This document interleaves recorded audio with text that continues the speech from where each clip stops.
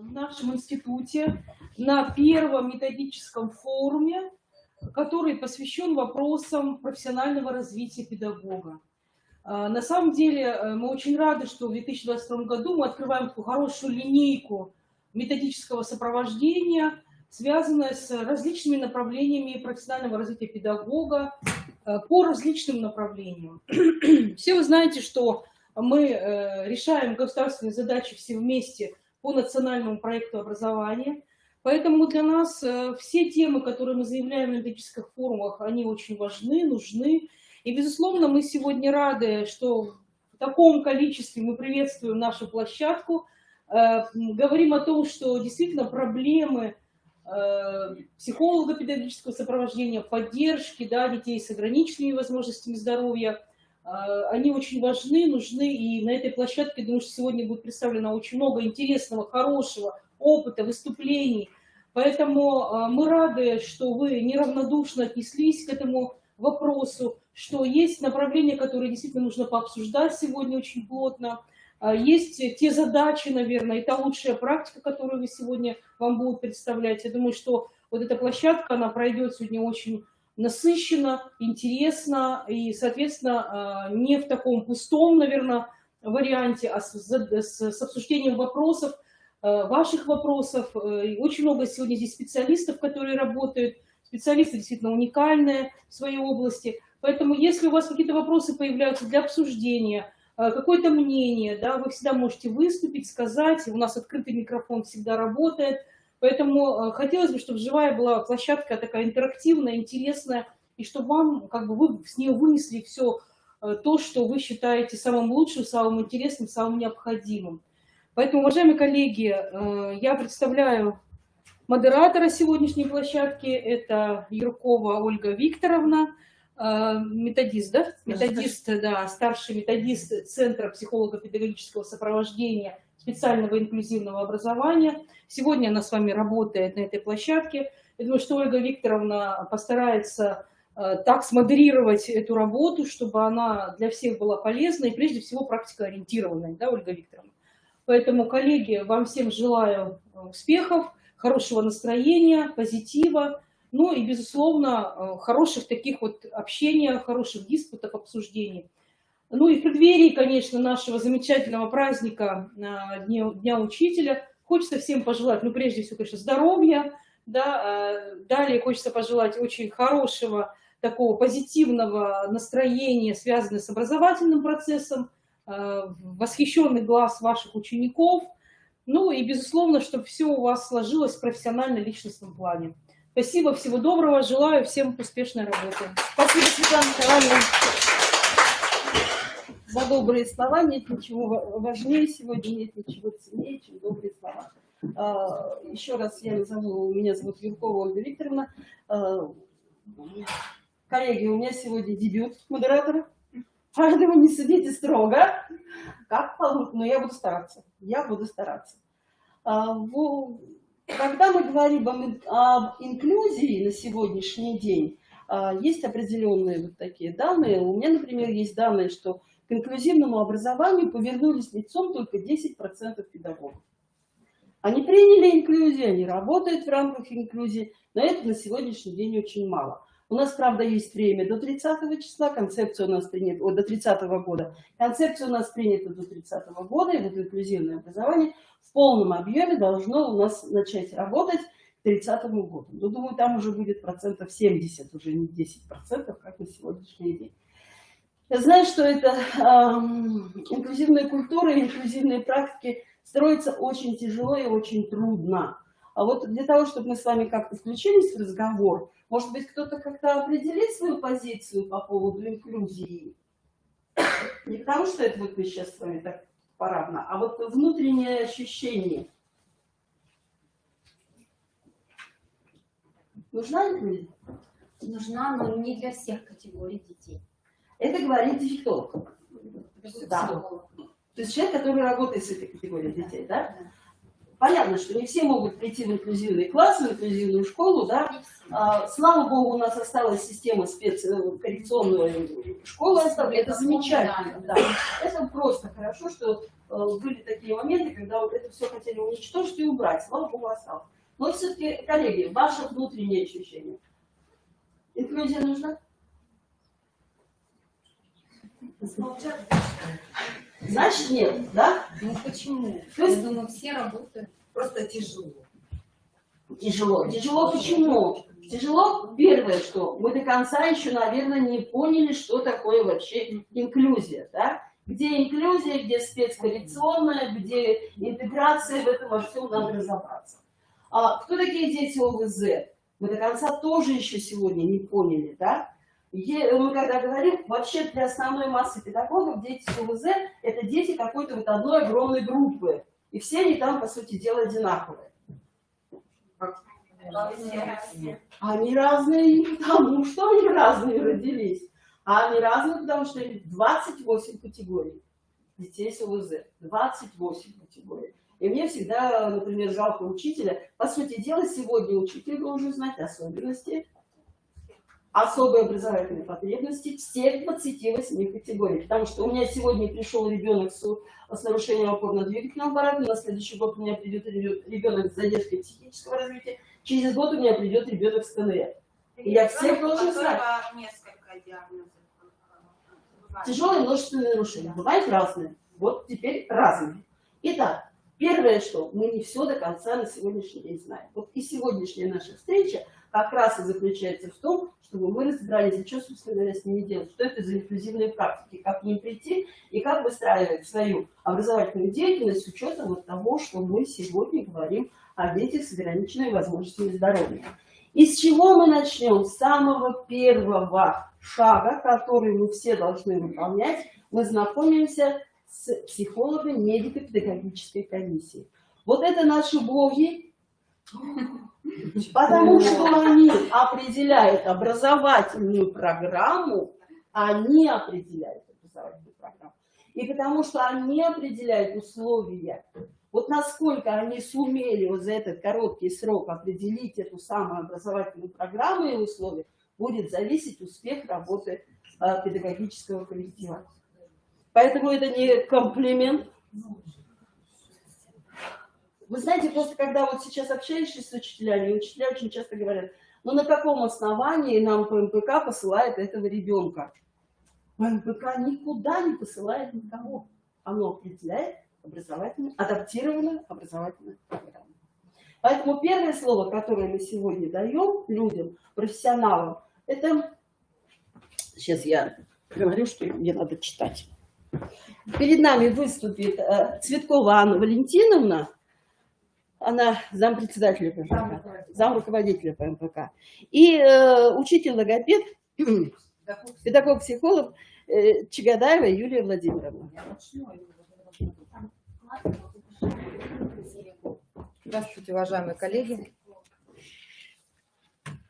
Я думаю, что вообще с психологом медико-педагогической комиссии знакомы уже абсолютно все, знают о деятельности. Просто немножко хотелось бы вот отойти от этой темы, что все-таки комиссия – это не средство запугивания родителей в первую очередь, да, это средство для того, чтобы ребенку определить специальные образовательные условия, для того, чтобы он был успешен в обучении, и в то же время было легче самим педагогам работать с таким ребенком. Ни в коем случае это не для того, чтобы привести ребенка и, там, не знаю, исключить из школы или еще что-то. Вот Ольга Викторовна правильно сказала, что ПМПК не направляет в образовательные организации. У нас есть такие ситуации, когда звонят директора школы, говорят, нам родители сказали, вы закрепили.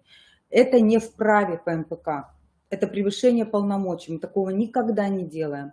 Мы даем образовательную программу родителям, да, предлагаем варианты, и уже затем родители сами выбирают образовательную организацию. Закон об образовании об этом гласит.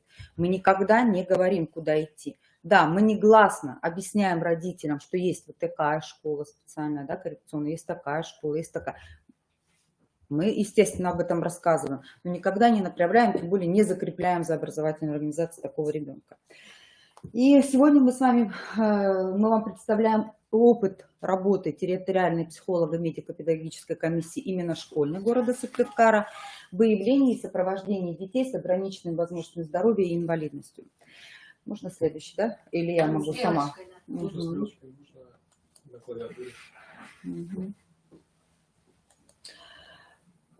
Деятельность территориальной психолого-медико-педагогической комиссии, как любой комиссии, она регламентируется вот нормативными и правовыми актами. Мы на них останавливаться не будем. Для чего этот слайд сегодня здесь? Чтобы мы с вами все прекрасно понимали, что ПМПК работает в своем правовом поле. То есть у нас есть тоже свои законы, свои права и свои обязанности. Мы не можем отходить от них. И самое главное, что мы работаем только в интересах ребенка и соблюдаем права ребенка. Цель деятельности ПМПК вот как раз своевременное выявление детей с особенностями в физическом или психическом развитии, с отклонениями в поведении, проведение их комплексного психолого-медико-педагогического обследования и подготовка по результатам обследования рекомендаций по оказанию им психолого-медико-педагогической помощи и организации их обучения и воспитания, а также подтверждение, уточнение или изменение ранее данных рекомендаций. Опять же, здесь сидят коллеги, которые уже не первый раз с нами работают, прекрасно знают, что некоторым родителям выдается заключение на руки, да, о том, что ребенок имеет статус ОВЗ, и, например, мы рекомендуем через год еще раз пройти обследование. Это как раз для уточнения, потому что мы не боги, да, и мы тоже можем ошибаться, и нам всегда хочется сделать так, чтобы, опять же, ребенку было комфортно, образовательной организации было комфортно, и мы все равно сомневаемся в том, правильно ли мы на сегодняшний день определили образовательную программу. Есть такие спорные случаи, такие ситуации, и вы прекрасно знаете, что их достаточно много, когда ПМПК рекомендует родителям пройти обследование буквально через год. Иногда, конечно, чаще всего мы даем на ступень обучения, потому что статус ОВЗ у нас устанавливается в самый большой срок, это ступень обучения. С 1 по 4 класс, с 4 по 9 и с 10 по 11.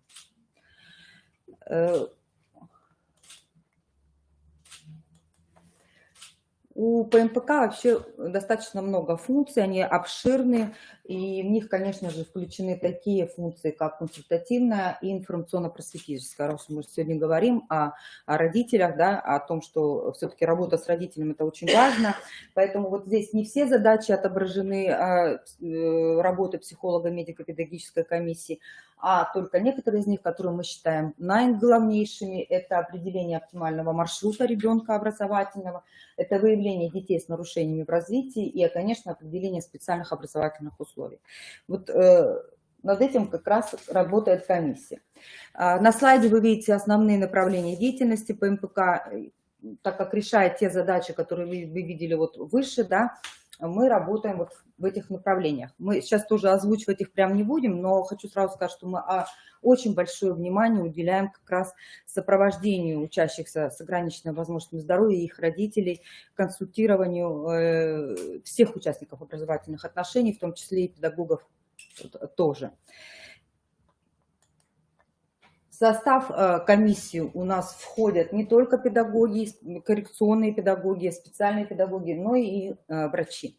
Вот именно в нашей комиссии в школе у нас есть специалисты медицинского профиля, поэтому, конечно же, когда идет обследование ребенка, во время обследования, после обследования, когда идет обсуждение результатов нашего обследования, рекомендаций наших родителям, оказывают консультации не только узкие специалисты-педагоги, да, но и врачи, конечно, что тоже имеет огромное значение, потому что многие родители даже не знают, куда обратиться и каким специалистам пойти. Здесь у нас мы обязанности не стали уже выставлять в ПМПК, да, и мы выставили права. Понятно, что такой орган, как территориальная психолого-медико-педагогическая комиссия, имеет право запрашивать документы, да. Некоторые те, которые родители, например, не хотят предоставлять, мы имеем право запросить их у образовательных организаций, органов исполнительной власти, правоохранительных и так далее. Но самое главное, что родители всегда вправе присутствовать на обследовании психолого-медико-педагогической комиссии. Они вправе обсуждать совместно со специалистами результаты обследования, рекомендации. Да, бывают ситуации, когда родители приходят уже готовые, подкованные после юристов, да, у них там целые листы А4, несколько, что они хотят, да, и, конечно, специалистам в этом плане достаточно сложно вот объяснить родителям, что не все, что они хотят получить от образовательной организации, реально получить. Поверьте, нам тоже очень сложно. Хотя обычно, конечно, мы стоим вот на той планке, когда ругают именно нас, именно комиссию, что вот мы таких детей отправляем и пишем такие условия и так далее. Мы тоже работаем с родителями и тоже объясняем, что есть закон, который переступить мы не можем. Также родители имеют право получать консультации специалистов. Мы их в этом не ограничиваем абсолютно. У нас открыты все телефоны, вплоть до домашних. Да? У нас они могут приходить, когда они хотят, еще раз спрашивать, переспрашивать, доспрашивать и так далее. Абсолютно очень много будет. Потом Юлия Владимировна показывает статистику. Вы увидите, сколько консультаций мы оказываем таким родителям. Кроме того, эти родители получают во время обследования после информацию о правах и правах детей с ограниченными возможностями здоровья и инвалидностью в том числе.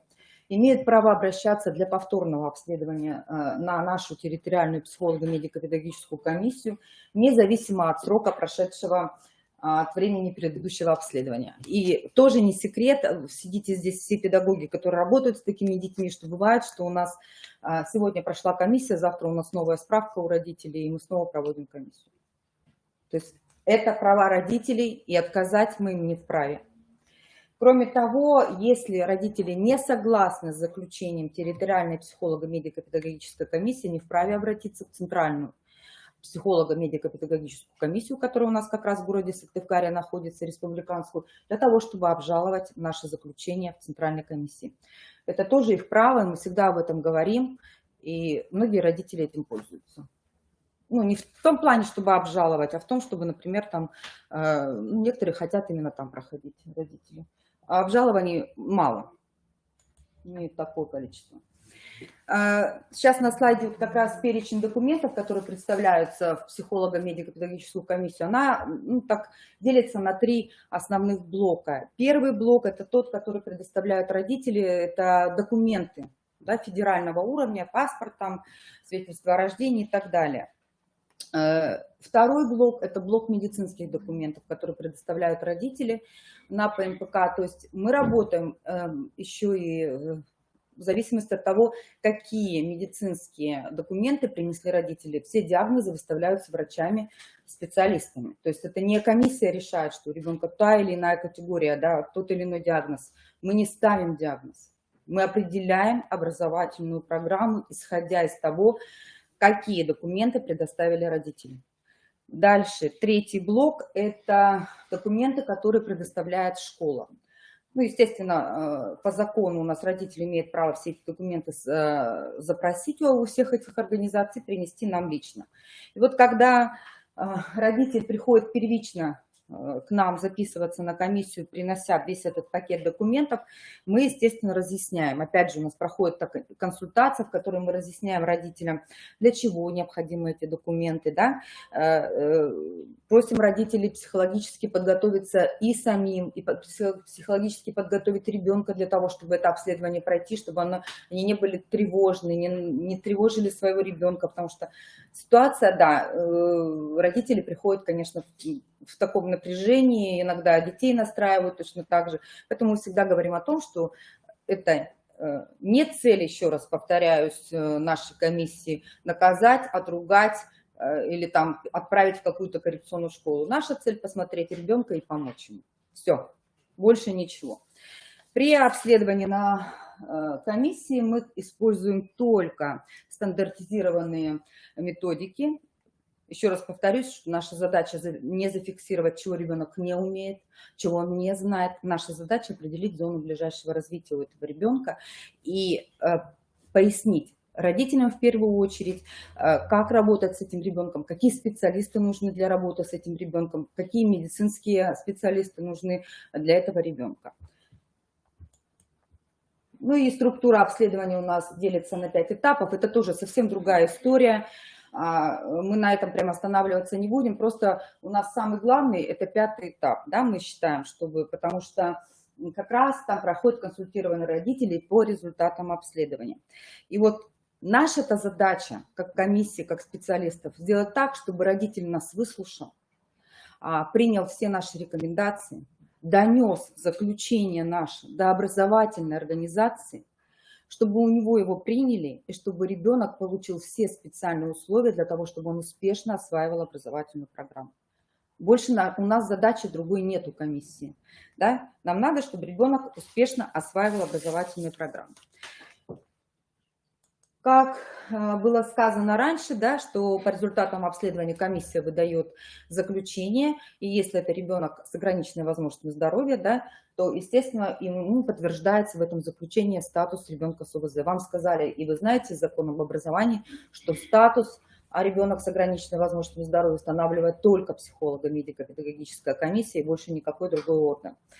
И как раз мы бы хотели просто до вас донести, до всех здесь присутствующих, что такое статус, да, ребенок с ОВЗ, кто устанавливает, и что же в заключении по МПК есть, для чего? Для того, чтобы вы на местах, да, хотя смогли разобраться, донести до педагогов и особенно до родителей, потому что родители некоторые не понимают, боятся идти на комиссию. Ну, не будем сейчас озвучивать, что они нам говорят, как их отправляет образовательная организация, да, чего только не говорят. Но они говорят о том, что вам установят образовательную программу, которую ребенок будет успешно осваивать. Вам определят, ну, форму получения образования определяют родители самостоятельно, особенности образовательного процесса с учетом ваших индивидуальных возможностей вашего ребенка. Вам, возможно, пропишут использование специальных учебников. Опять же, это не то, что сразу все будет. Комиссия тоже отбирает, да, что нужно для этого ребенка. Если ребенок слабовидящий, ему нужен специальный учебник, да? Слепой ребенок, ему нужна азбука Брайля, работа. Если этот ребенок с задержкой психического развития, он будет работать по тем учебникам, по которым работают все остальные дети. Вам определяют специальные методы и другие специальные условия. Возможно, вам предоставят ассистента, пропишут, возможно, тьютера. Возможно, вам напишут предоставление архитектурной доступности в образовательной организации. Это ведь не только пандусы. Это еще и игровая зона, возможно, да, там вариантов достаточно. Это, кроме того, вам пропишут направление коррекционно-развивающей работы, психолого-педагогической помощи, вам пропишут занятия с педагогом-психологом, с логопедом, если надо, с тифлопедагогом, с сурдопедагогом, с дефектологом, с социальным педагогом. Кроме того, мы прописываем еще наблюдение медицинское. Конечно, мы сразу говорим родителям, что это на вашей совести, да, уже школа никак не может следить за тем, как вы водите ребенка к врачам, но тем не менее, то есть если ребенок имеет статус ОВЗ, то он должен наблюдаться у медицинских специалистов. И кроме того, опять же, вам укажут срок, на какой срок ребенок с ограниченной возможностями здоровья у нас имеет этот статус. И вот сейчас я как раз передаю слово своей коллеге Юлии Владимировне. Она занимается у нас много лет уже мониторингом детей с ограниченной возможностью здоровья в нашем городе. И вот ей сейчас слово. Вот оно заключение, на этом мы заканчиваем, вот на этом слайде. Пожалуйста. Немножко продолжу, да, в том же ключе. Здравствуйте, уважаемые коллеги. Ну, как уже сказала Анна Валентиновна, заключение как раз носит для родителей рекомендательный характер. Они, если захотят, донесут до вас, не захотят, не донесут. Какое захотят, донесут, а какое не захотят, не донесут. К сожалению, с такими трудностями мы тоже сталкиваемся, потом и приглашаем, и как вы учитесь, иногда вот прямо личный контакт держим с родителями. Но если уже он принес родитель заключение образовательной организации, оно обязательно для исполнения. И обратите внимание, специалисты, да, образовательных организаций в ходе мониторинга выявляют всегда срок действия заключения, это очень важно, но для первичного предъявления в какую-либо образовательную организацию год на год. Да, у нас страна едина, примерная форма заключения едина. Если к вам ребенок приехал с другого региона, с другого города, говорил, мы вот там вот были ОВЗ, да, но он у вас статус был установлен, например, в 1 классе, он к вам переехал в 3, вы должны и обязаны этого ребенка все-таки направить на переосвидетельствование, потому что это уже для вашей организации будет первичное предъявление такого заключения, и оно требует тоже подтверждения. Дальше, ну, немножко представим модель обучения учащихся с ОВЗ в школах города Сыктывкара. У нас реализуются в основном 2 модели, это интегрированная и инклюзивная. Инклюзивную практику у нас реализуют практически все образовательные организации города, даже лицеи, даже гимназии. На моей памяти сейчас только остался один лицей, где нет ни одного ребенка с ОВЗ на сегодняшний день, да, в остальных во всех есть. Понятно, что дети с инвалидностью тоже есть практически везде. И вот по результатам мониторинга всего детей в учебном году, в прошлом у нас было 551. Мы видим рост, и дальше я скажу, по каким категориям. Ну вот отдельно на консультирование, да, у нас сегодня сопровождение семей. Очень много уделяется внимания, это цифры за как раз консультирование именно по вопросам по МПК, это и консультирование в рамках комиссии, консультирование отдельно специалистами. И здесь очень важно, да, как бы мягкая, но убедительная форма предложения рекомендаций. То есть объяснить родителю иногда, который не готов, возможно, услышать некоторые вещи, с учетом сопротивления имеющегося, с учетом индивидуальных особенностей родителей и ребенка, то есть это достаточно много усилий, вот именно это направление у нас занимает. Результаты деятельности по МПК наши кратко вот за 3 года, это обратившихся впервые, из них нуждающихся в создании специальных условий. Конечно, большей частью у нас направляют образовательные организации, дальше я этот механизм вам представлю. И мы видим, что действительно направляют детей не случайных, но многим требуется определение специальных условий. И вот из представленных сравнительных данных за 3 года вы видите, что у нас идет рост детей с РАС, такой приличный рост по сравнению с 2019 и 2021 год, это практически в 2 раза, да, с 11 до 19. Детей с нарушением интеллекта вот за 2 последних года рост практически в 2 раза. Детей с нарушениями опорно-двигательного аппарата стали активнее родители обращаться, потому что действительно программа усложняется, требования к ее исполнению усложняются. Вот даже если у ребенка раньше не работала рука, и он как бы справлялся, а тут там чертежи появляются и так далее, его никто не ждет, и родители уже как за кругом спасения бегут по МПК за спецусловиями. Ну и по остальным примерно едино. И как раз создание специальных условий для детей с инвалидностью и ограниченными возможностями здоровья, вот за как раз сравнительная характеристика за 3 года тоже показывает рост в создании таких условий. И психолого-педагогическая помощь обучающимся и их семьям. Это методическое сопровождение. У нас ежегодно проходят семинары для специалистов консилиумов, раз в квартал точно, и плюс там в рабочем порядке некоторые моменты.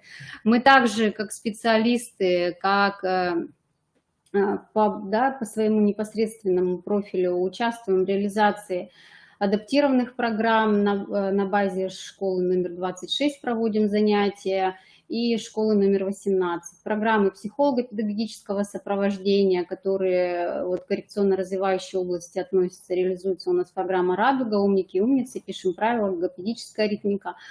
Проводим полипрофессиональные консультации. Вот отдельно, наверное, немножко на этом остановлюсь. Мы видим, что насколько интенсивно сейчас сфера профессионального образования развивается. И нам бы очень хотелось, чтобы вот эти наши особенные дети в жизни себя нашли, то есть, соответственно, адаптировались, социализировались, получили желанную профессию. Для некоторых вообще школа будет единственным социальным институтом, да, который они в течение жизни пройдут, и тоже как-то хочется, чтобы им было комфортно. Ну и вот полипрофессиональные консультации в прошлом году, где-то в рамках этих консультаций, прямо на комиссии мы опросили около 90 выпускников 9-11 классов о том, выбрали ли они профессию, и данные такие, что 55% профессию-то не выбрали. И когда спрашивают, какую они выбрали, оказалось так, что она вообще не соотносится с их психофизическими возможностями. Но здесь нам повезло, у нас центр – это базовая организация по работе, по профессиональному самоопределению с учащимися. Здесь как бы мы подсказываем именно психофизическое, да, составляющую, что можно, и там уже дальше могут специалисты подхватить и предметно его и психологические наклонности продиагностировать, с родителями провести консультацию. Творческие конкурсы проводим, да, конкурс чертов у нас был, там рисунков. Наши специалисты участвуют в качестве экспертов чемпионата Обилимпикс. Но вот как раз вот это вот сопровождение профессионального определения вот мы выявили как проблемную точку. эти дети часто потом не знают, куда вообще, какие институты там и так далее, какие техникумы, какие колледжи. Нам бы очень хотелось, чтобы это направление в республике развивалось. Выбора действительно немного. Вот, например, ребенку с РАС на сегодняшний день после 9 класса вообще практически некуда пойти. Ну, практически некуда, у некоторых есть желание. Мы видим, какой рост, да, и создание специальных условий, у нас там половина – это дети с расстройством аутистического спектра. Взаимодействие с другими органами, организациями. Ну, раз у нас сегодня еще речь о детях-инвалидах, я, наверное, больше о МСЭ расскажу, что это у нас вот есть два основных механизма взаимодействия. Это если ребенку первично устанавливается инвалидность, его врачебная комиссия отправляет нам, да, мы сформируем заключение, необходимы ли какие-то ребенку условия, есть ли у него ограничения по обучению, взаимодействию, социализации и контролю своего поведения. И вот на основании данных этих и, конечно же, еще медицинских заключений выносится степень ограничения в этом направлении в ИПРА ребенка. И вторая схема – это когда тоже ребенок обследуется, например, продлевает статус, ему нужно уточнять какие-то средства реабилитации и так далее. Тоже МСЭ может направить на комиссию, мы формируем заключение, они его относят. Ну и вот главное такое, я бы сказала, вообще первичное и важное звено. Уже начиная с 2019 года мы с вами имеем новое распоряжение Министерства просвещения об утверждении примерного положения психолого-педагогического консилиума образовательной организации. Консилиум должен быть создан в каждой образовательной организации, независимо от типа и вида, даже вплоть до организации высшего профессионального образования. И вот здесь по взаимодействию мы уже, наверное, с 2007 года заключаем договора о взаимодействии. И у нас на сегодняшний день и с республиканскими учреждениями вот методическое сопровождение также, и ежегодный мониторинг выполнения рекомендаций нам специалисты. Вот 3 скана я свежих, да, направлений, что нам специалисты консилиумов присылают ребенка с направлением, с коллегиальным заключением, выпиской из протокола консилиума. Это действительно очень важно. Это помогает нам увидеть, насколько уже родитель, какие уже он рекомендации получил, что он уже, какие меры помощи были применены. Если они не работают, действительно, может, надо уже углубленное обследование и так далее. Ну и вот слайд, который у нас был представлен Лидией Валерьевной Смирновой на федеральном совещании по вопросу ПМПК в прошлом году, это как раз система ПМПК в Республике Коми. У нас на сегодняшний день на постоянной основе работает 4 территориальных комиссий и центральная комиссия с дополнительным филиалом в Ухте. Вот. Работающий сессионно 14 территориальных ПМПК на базе муниципальных образований, вы видите каких, да, что из каждой этой комиссии можно обратиться в своем регионе, если у нас слушают представители республики, проконсультироваться. Вот непосредственно на сайте центральной комиссии есть ссылочка, телефоны, если вот кому-то интересно, можете зафиксировать для себя. Мы вас приглашаем присоединяться к нам в социальных сетях, контакты нашей комиссии, руководитель нашей комиссии Кошель Ирина Алексеевна. Также представлен адрес сайта, где какую-то методическую информацию. Вот также ежегодно мы обновляем буклеты по той информации, прям собираем воедино, куда дети с ОВЗ могут после 9 класса у нас пойти учиться в специализированные группы. Вот, все вы можете на страницах ПМПК на нашем сайте посмотреть. Если есть вопросы, мы... Чуть-чуть. Спасибо. Чуть-чуть. Уважаемые коллеги, я благодарю от вашего имени. А следующий, Любовь Викторовна, подожди пока, Любовь Викторовна. Коллеги, уважаемые, вы сейчас выслушали выступление Анны Валентиновны и Юлии Владимировны. У вас есть вопросы к ним личного характера, как у педагогов? По телефону позвонят. Просто-напросто мне хотелось бы уточнить. Вы можете обратиться за консультацией к этим специалистам на основании договора. Вот когда ваш руководитель вашего учреждения заключит договор с этой организацией, тогда вы хоть каждый день к ним звоните или ходите. Да, все, да. И вы можете сами лично, не через кого-то, не через методическую службу обращаться к этим специалистам. Потому что сегодня вопросы о работе с детьми с ОВЗ остаются крайне острыми. И я знаю, что возникает много конфликтов, когда родители особого ребенка ну, не очень хотят идти на контакт со школой, и школа не очень хочет, и у школы не очень получается. И выходим на такие серьезные конфликты, а страдает ребенок, страдает ведь, собственно, взрослые-то они переживут все это, а страдает ребенок. А скажите, у вас есть вопрос, а для чего этих детей мы в школу берем, в общеобразовательную? Есть у кого-то? Или уже нет? Нет. Ни у кого. Так закон об образовании, это сказал в 2012 году, сегодня 22-й, мало что изменилось. Нет, у нас теперь нет неорганизованных детей. Да? Все обучаются. Раньше были неорганизованные, мы обследовали, то сейчас таких нет. У нас здесь еще гости есть из регионов. Там еще проблема может быть. У нас еще хуже. Вы тут хорошо говорите, что можно вот так, это, а у нас школа даже не готова к этому. Вот. Вы говорите о логопедах, вы говорите о психологах, да, Боже, спасибо. А у нас с вами сегодня по закону есть сетевое взаимодействие. Вот, например, наш центр сопровождения, психолого-педагогического сопровождения инклюзивных и специальных образовательных учреждений, мы выезжаем по всей республике. Мы ездим в командировки, приезжаем с семинарами в школы, и вот эти все вещи рассказываем, как вам выйти из этого состояния. Как можно решить проблему с речью, когда у вас логопедов нет. Я вам больше скажу, у нас в стране не хватает 60 тысяч дефектологов и 22 тысячи логопедов. У нас не хватает учителей. Поэтому мы с вами должны вместе все садиться и решать, как в рамках сетевого сопровождения решать эти вопросы. Вот есть такая организация ПМПК, которые готовы, в функционале у них есть, как с вами работать, как проводить консультативную работу. Остается только обращаться за помощью к данной категории. Работа у них выше крыши. Они столько деток обрабатывают. Но я думаю, что согласятся и выйти к нам в учреждение и каким-то образом оказать помощь. У нас с вами следующий... Мы сейчас сказали о том, что, собственно говоря, мы должны делать, когда у нас такие дети появляются. Конкретно, как должен работать с ребенком, у которого есть какие-то проблемы. Мне очень понравилось выступление, когда он приезжал, если кто-то у него был на лекциях, то это хорошо. У нас был такой ученый, Цветков Андрей Владимирович. Да?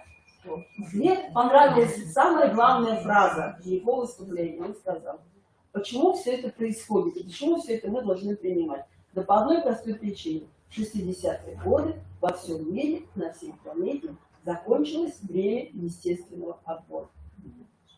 Вот когда был естественный отбор, кто выжил, тот жил. А сегодня естественный отбор закончился, выживает каждый рожденный. То есть медицина работает так, чтобы выжил каждый рожденный ребенок со всеми его проблемами.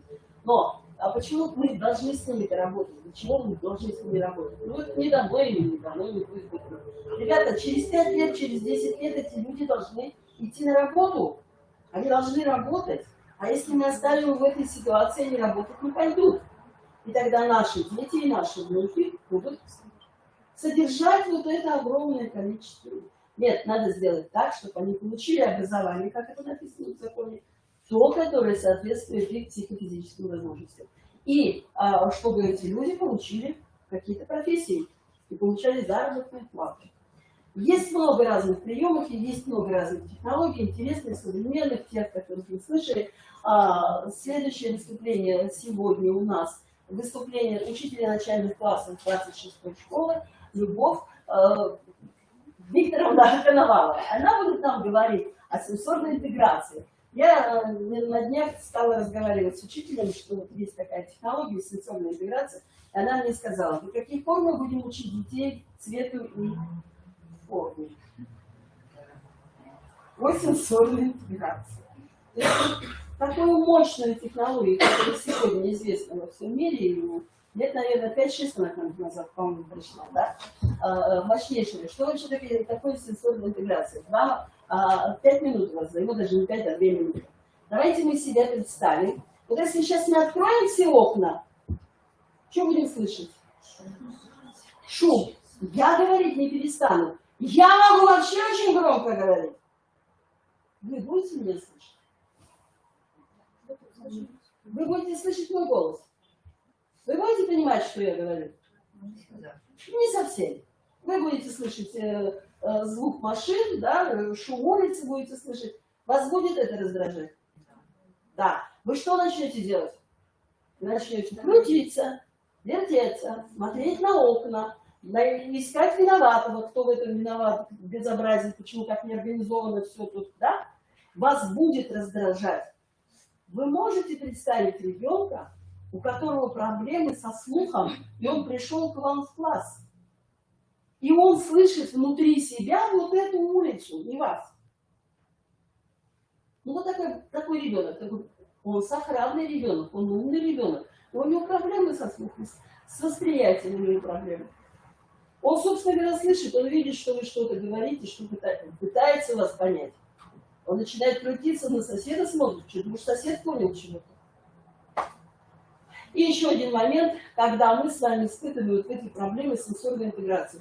Все видели момент, когда мы попадаем в ситуацию тумана. У нас зрение нормальное? Мы люди умные. Образование имеем? Имеем. Мы себя уважаем, что мы умные, но, блин, туман, ничего не понимаю. Где машина, где стол, где что. Так ребенок с проблемой зрения, он вот так воспринимает все, что вокруг него происходит. Он умный, он сохранный, он замечательный ребенок. Но проблемы со зрением не позволяют ему дифференцировать все, что вокруг него. И все эти зрительные образы он тоже воспринимает с какими-то особенностями. Вот что такое сенсорная интеграция, как из нее выбраться, есть ли путь в конце тоннеля. Любовь Викторовна.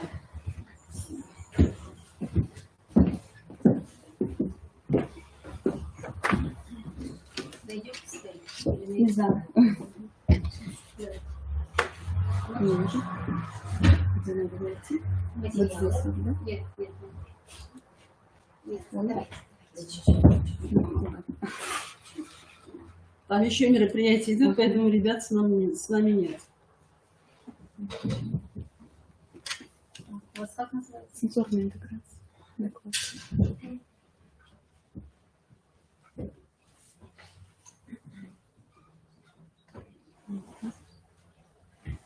Коллеги, задавайте вопросы, давайте будем беседовать.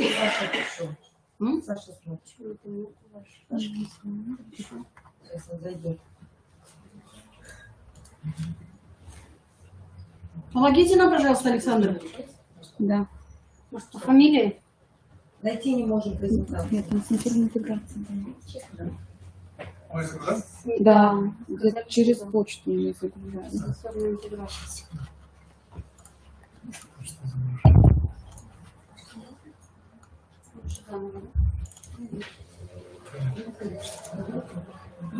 Вот сенсорная интеграция. Да, спасибо большое. И где? Где теперь? Где? Ага, несколько минут. Да. Да, все. Добрый день, уважаемые коллеги. Я очень рада, что у нас столько неравнодушных людей присутствует сегодня здесь на этом форуме. И очень рада, что у нас люди присоединяются. И действительно, да, сенсорная интеграция, как сказала Ольга Викторовна, прошу прощения, я не представилась, Коновалова Любовь Викторовна. Я работаю в 26-й школе, работаю учителем начальных классов, но, так скажем, моя сфера деятельности в последнее время, конечно, предполагает, что необходимы какие-то новые технологии для того, чтобы справляться с трудностями в обучении детей. У меня как раз сейчас на данный момент 1 класс, да, и у меня тоже есть такие ребята, которым вот вопросы сенсорной интеграции, конечно, ну, родителям скорее, да, нежели детям, вопросы сенсорной интеграции были бы интересны. Ну, что такое сенсорная интеграция? Да? Это сенсус – это ощущение, а интеграция – это восстановление. Определенный процесс, во время которого нервная система получает информацию от рецепторов органов чувств, анализирует их, использует для выполнения целенаправленной деятельности. Это своего рода способность нервной системы продуктивно свести воедино информацию, поступающую из разных каналов. То есть теория сенсорной интеграции, теория взаимосвязи мозга и поведения. Согласитесь, что это очень, ну, на данный момент очень актуальный вопрос. Если обратиться к истории, то вообще понятие эта теория возникла в конце прошлого столетия, возникла она в Соединенных Штатах Америки. Может, у кого-то есть предположение, почему это произошло? Почему такие дети появились? Да, если мы с вами вспомните свое детство и вспомните детство, то, которым находятся сейчас наши дети. Да? То есть это очень-очень сильно отличается. Вообще, почему в США? Потому что технический прогресс, да, возник именно в этой стране. И очень много было таких технических изобретений, которые позволяли людям, ну, находиться, так скажем, неактивно. Когда мы с вами были маленькими, мы с вами помните, да, что мы бегали с вами по сугробам, лазали, плавали, где мы только с вами не были. Сейчас у нас совсем другое детство, совсем другие, так скажем, потребности у детей. Очень часто можно увидеть на улице маму, которая идет с коляской, думаю, такой молодец, такая мама. Ребенок рассматривает что-то, смотрит, обгоняю, ребенок сидит с телефоном. То есть ребенок в коляске уже сидит с телефоном. Это говорит о чем? Да, о том, что ребенок уже, ну, находится в таком состоянии, что он не может ходить, развиваться, потому что ему родитель не дает такой возможности.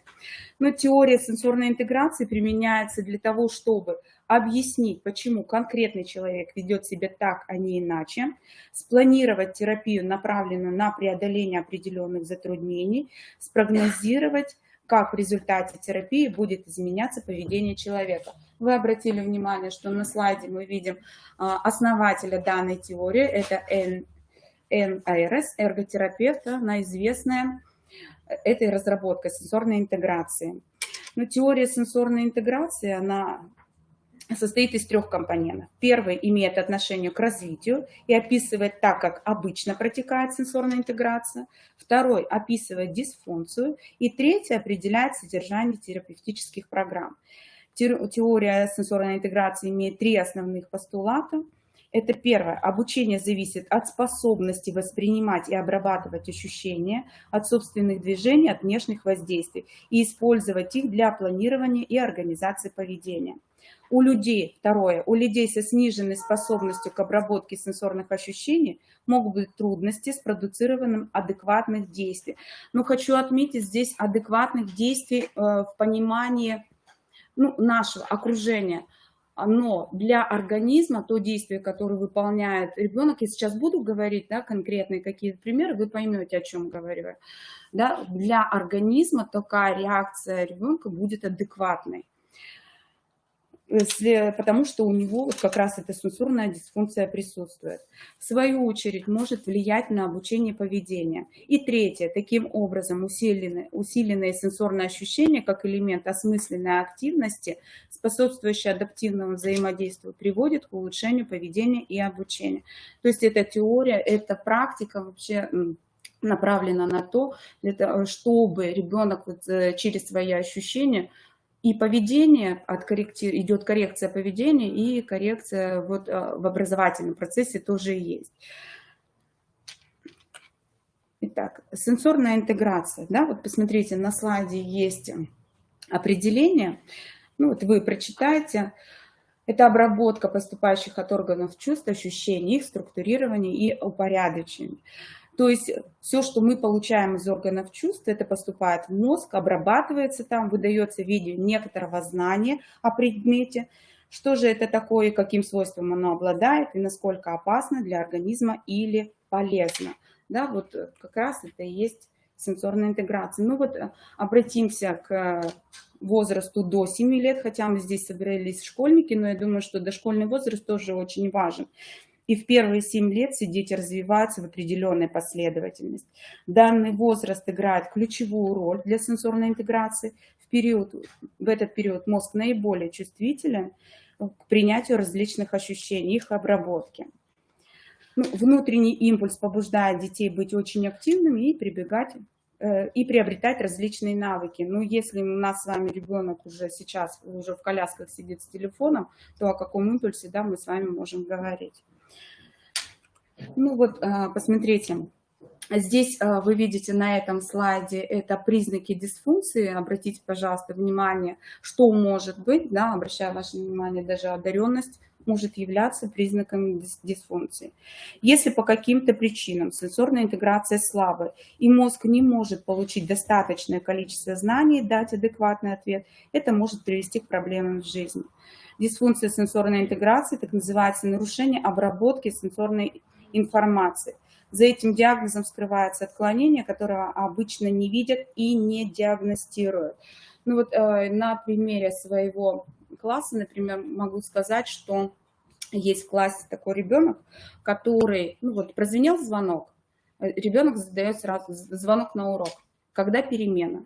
То есть это о чем говорит, да, ребенок не может себя никак организовать, не может он, ну, принять эту, так скажем, принять эту роль ученика вот в данный момент. Конечно, он к себе привлекает внимание. Сегодня ребенок один, другой подошел, другой ребеночек подошел и сказал, почему он так себя ведет.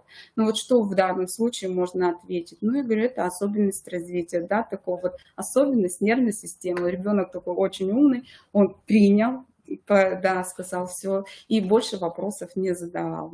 Как бы, я так, ну, это к тому, что инклюзия она в школе нужна, да, для того, чтобы люди понимали, чтобы дети понимали, что есть разные люди, и есть люди, которые, ну, так скажем, не такой, как я, да, может, ну, другой, но его надо принять таким, какой он есть. И мы вот как раз в инклюзивных классах этому учим. Простите, немножко отошла от темы.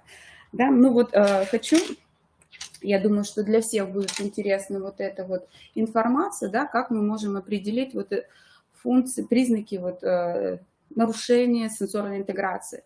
Вообще сенсорная интеграция, это, ну, мы с вами, да, должны все понимать, что первично это всегда физиология.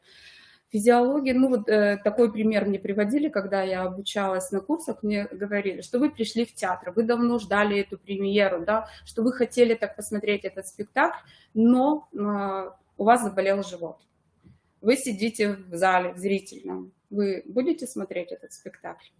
Нет, вы его не будете, он будет идти, но вы будете совсем о другом думать. То есть мы говорим о том, что все-таки физиология это первично. И для учителей, и особенно, ну я думаю, что не только для учителей, которые работают с детьми с ОВЗ, а вообще для всех учителей, нужно это понимать, что физиология в данный момент это первично. И у нас есть системы, это тактильная система, вестибулярная система, это проприоцептивная система, тогда суставно-мышечная есть и зрительно, обонятельно, да, и у каждого из нас она развивается, ну, не каждого, так скажем, у людей, у которых есть проблемы сенсорной интеграции, да, они могут развиваться двумя типами, либо гипочувствительная, либо гиперчувствительная. Гипочувствительная – это когда, ну, очень нужно много усилий для того, чтобы чтобы нервная система получила удовлетворение, и гиперчувствительная – это буквально вот какой-то, ну, небольшой звук, да, для гиперчувствительной слуховой, например, да. Ну вот сейчас мы посмотрим. Вот пониженное восприятие – это как раз и есть гипочувствительное, а повышенное восприятие – это гиперчувствительное. Вот обратите, пожалуйста, внимание на признаки. Пониженное – это ищет прикосновение, испытывает потребность дотронуться до всего. Есть такие ведь дети в классе, да, которые хотят потрогать Вот. Плохо чувствует боль или температуру. Это, конечно, в некоторых моментах даже и очень опасно. Ну, представьте себе, да, когда мы с вами трогаем горячий чайник, мы с вами что делаем? Отдергиваем руку. А с гипочувствительной тактильной системой ребенок может этого и не почувствовать. Для него будет казаться, что это теплый предмет. Но тем не менее кожа все равно, она же получит повреждения. Поэтому, конечно, вот с этими проблемами нужно работать. Ну, практикуют самоповреждение, щипают, может быть, тоже такое встречали, да, прячется в узкие места, например, за диван. Ну и тактильная система гиперчувствительна, не любит, когда его обнимают, боится даже, когда к нему неожиданно дотрагиваются, не дает причесать себя, помыть, не дает стричься, да, вот это все как раз относится к гиперчувствительной сенсорной системе, тактильной системе. Вот, поэтому, конечно, это очень и очень, так скажем, нужные и важные знания, потому что я к этим знаниям сама шла с 2017 года, когда впервые услышала об этом понятии сенсорной интеграции, мне, конечно, да, есть, все, прошла мимо. И в течение 3 лет я постоянно с ней сталкивалась, и вот все-таки решила пройти курсы, и действительно это очень важно и нужно.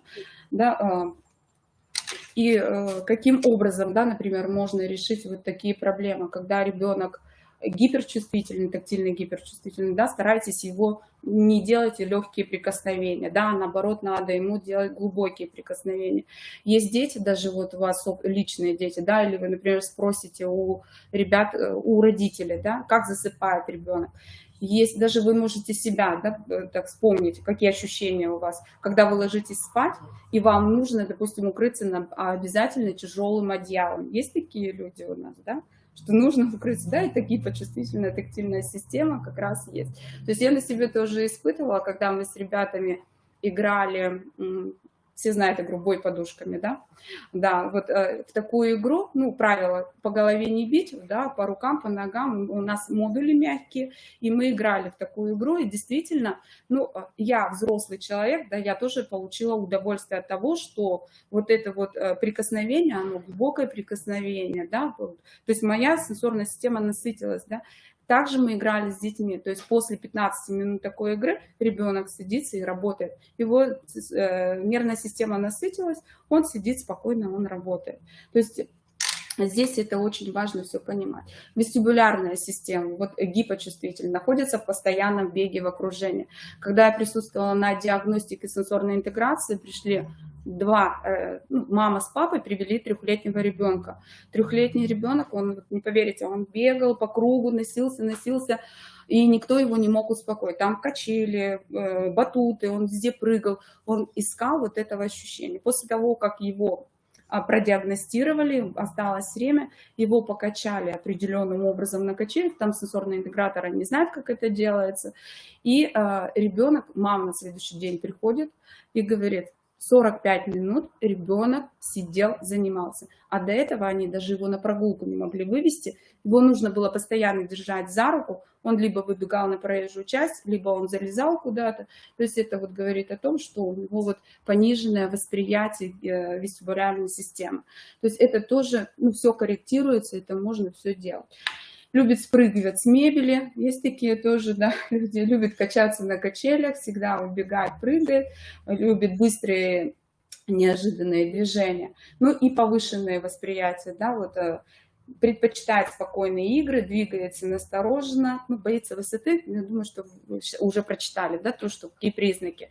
Даже когда вот, обратите внимание на свои ощущения, когда едете в автомобиле, и вы начинаете смотреть в телефоне, у вас начинает кружиться голова, да, вам становится плохо, это тоже гиперчувствительная вестибулярная система, которую можно тренировать, кстати, да. Вот пропрецептивная система – это суставно-мышечная.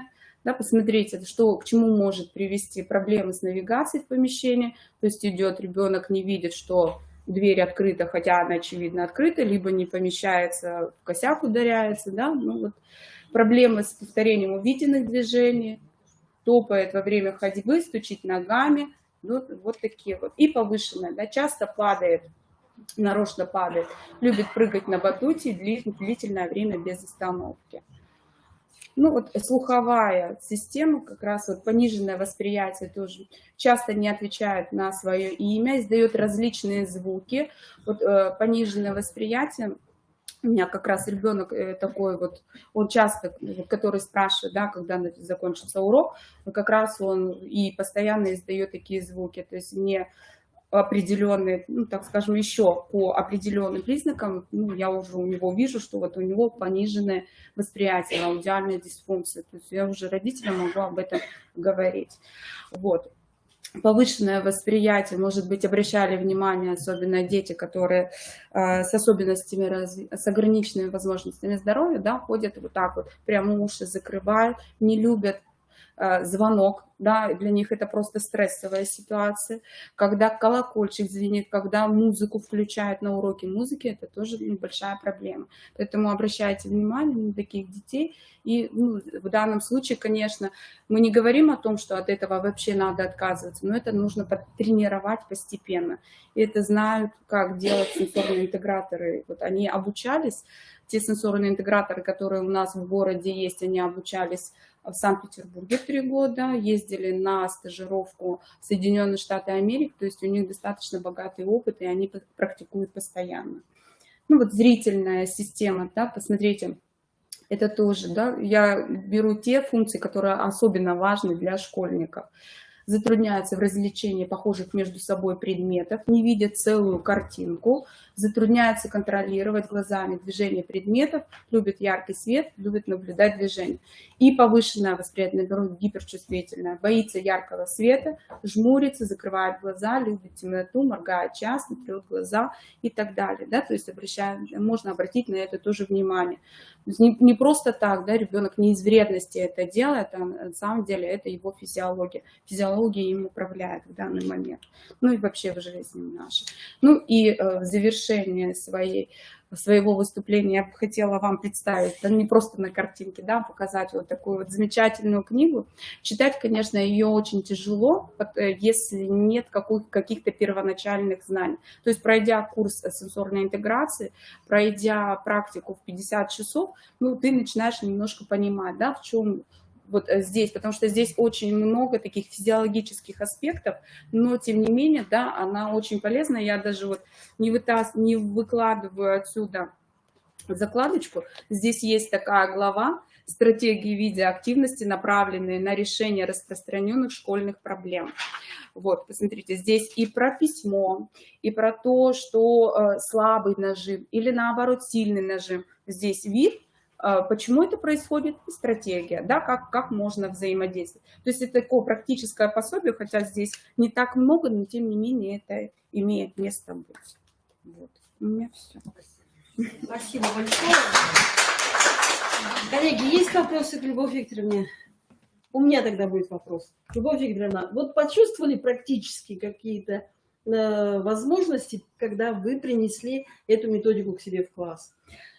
Ну, конечно, я организую учебное пространство для своего ребенка, который имеет такие сложности таким образом, чтобы ему это не мешало работать. То есть, когда ребенок лежит на парте, да, это не говорит о том, что он ленится или о том, что он себя плохо чувствует, да. Это, ну, бывает, конечно, да, что плохо чувствует, но вот когда он постоянно лежит, это говорит о том, что у него отсутствует контроль тела.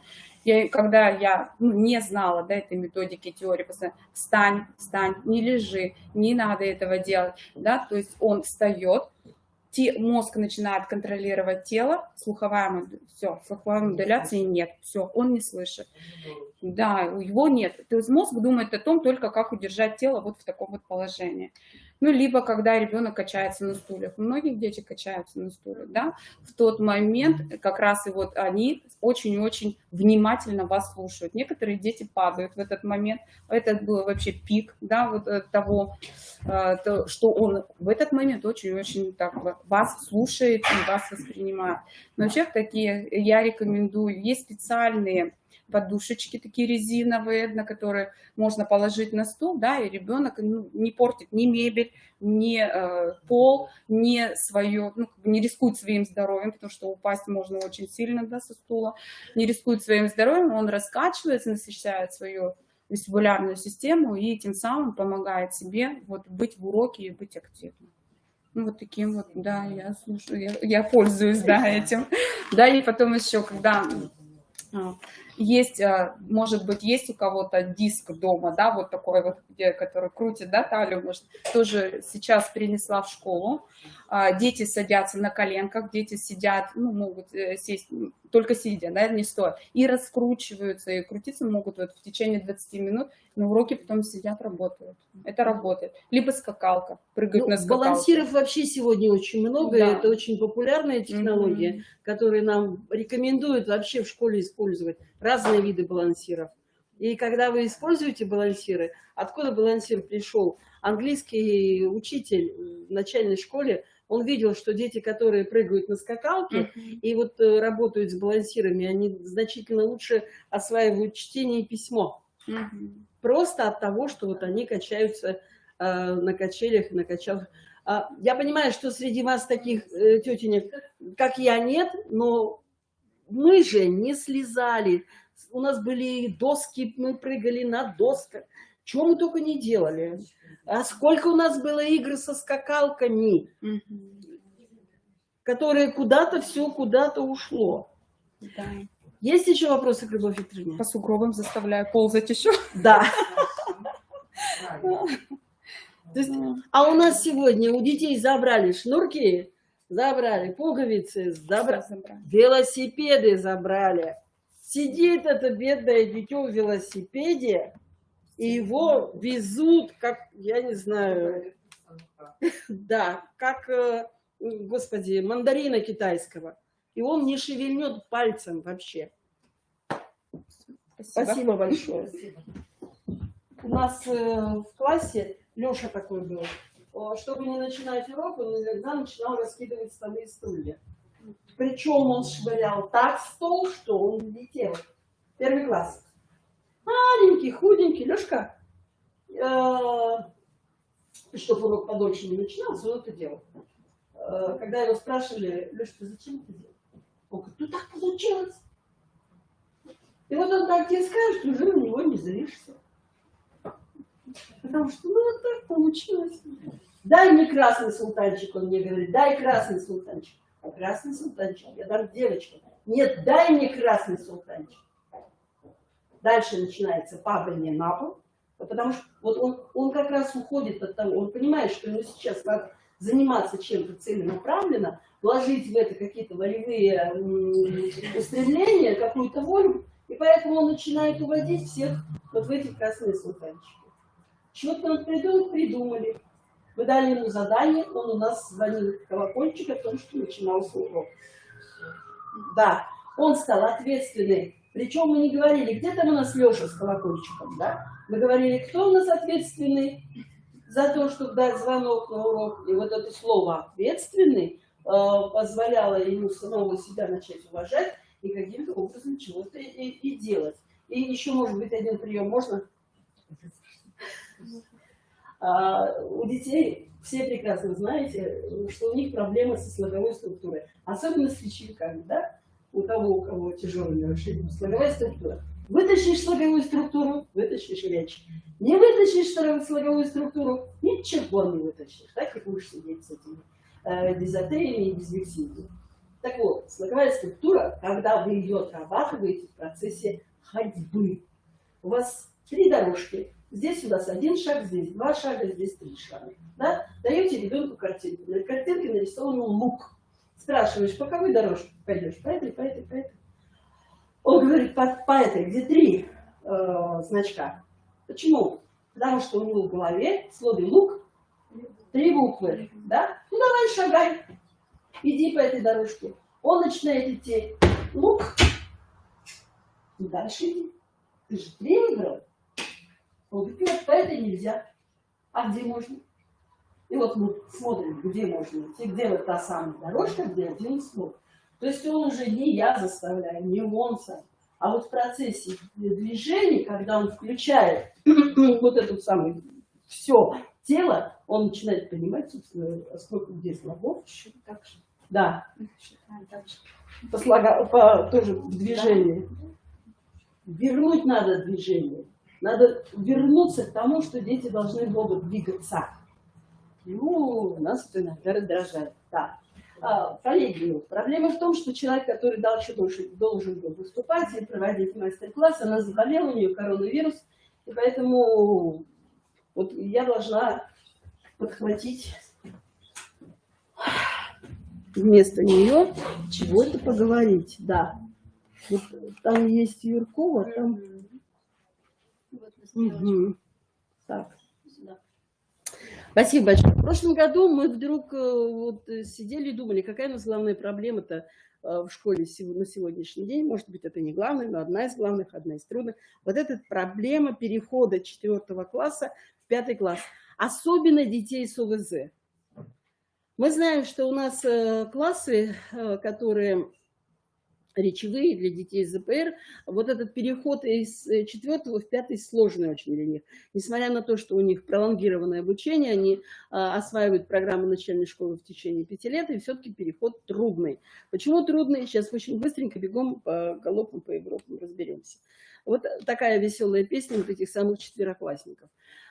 Эти дети, они где-то посерединке находятся. Они уже от самых маленьких ушли, они уже не малявки, да, но они малявки для большой-большой школы. 5, 6, 7, 8, 9, 10. Для этих детей они малявки. И вот они не знают, собственно говоря, какая роль-то их в школе. Они что-то умеют, что-то знают или нет. Оказывается, причины трудностей перехода заключаются вот в том, что происходит изменение физиологического состояния. Мы знаем, что это начинается пубертат, это 11-12 лет, это переходный возраст, это изменение гормонального фона, изменение социального поведения. Ребенок приходит к тому моменту, когда для него становится авторитетом не учитель, а становится авторитетом его одноклассник, да? Вспомните, когда наши дети приходят в 1 класс, какие они влюбленные в учителя своего, да? Вот так бы всегда оставалось. Они смотрят на учителя совершенно влюбленными глазами, обожают учителя. И они ему доверяют, если все нормально в этом классе, они ему доверяют до конца, собственно говоря, вот 4 класса или 5 года обучения для детей с ОВЗ. И говорят, было бы всегда так.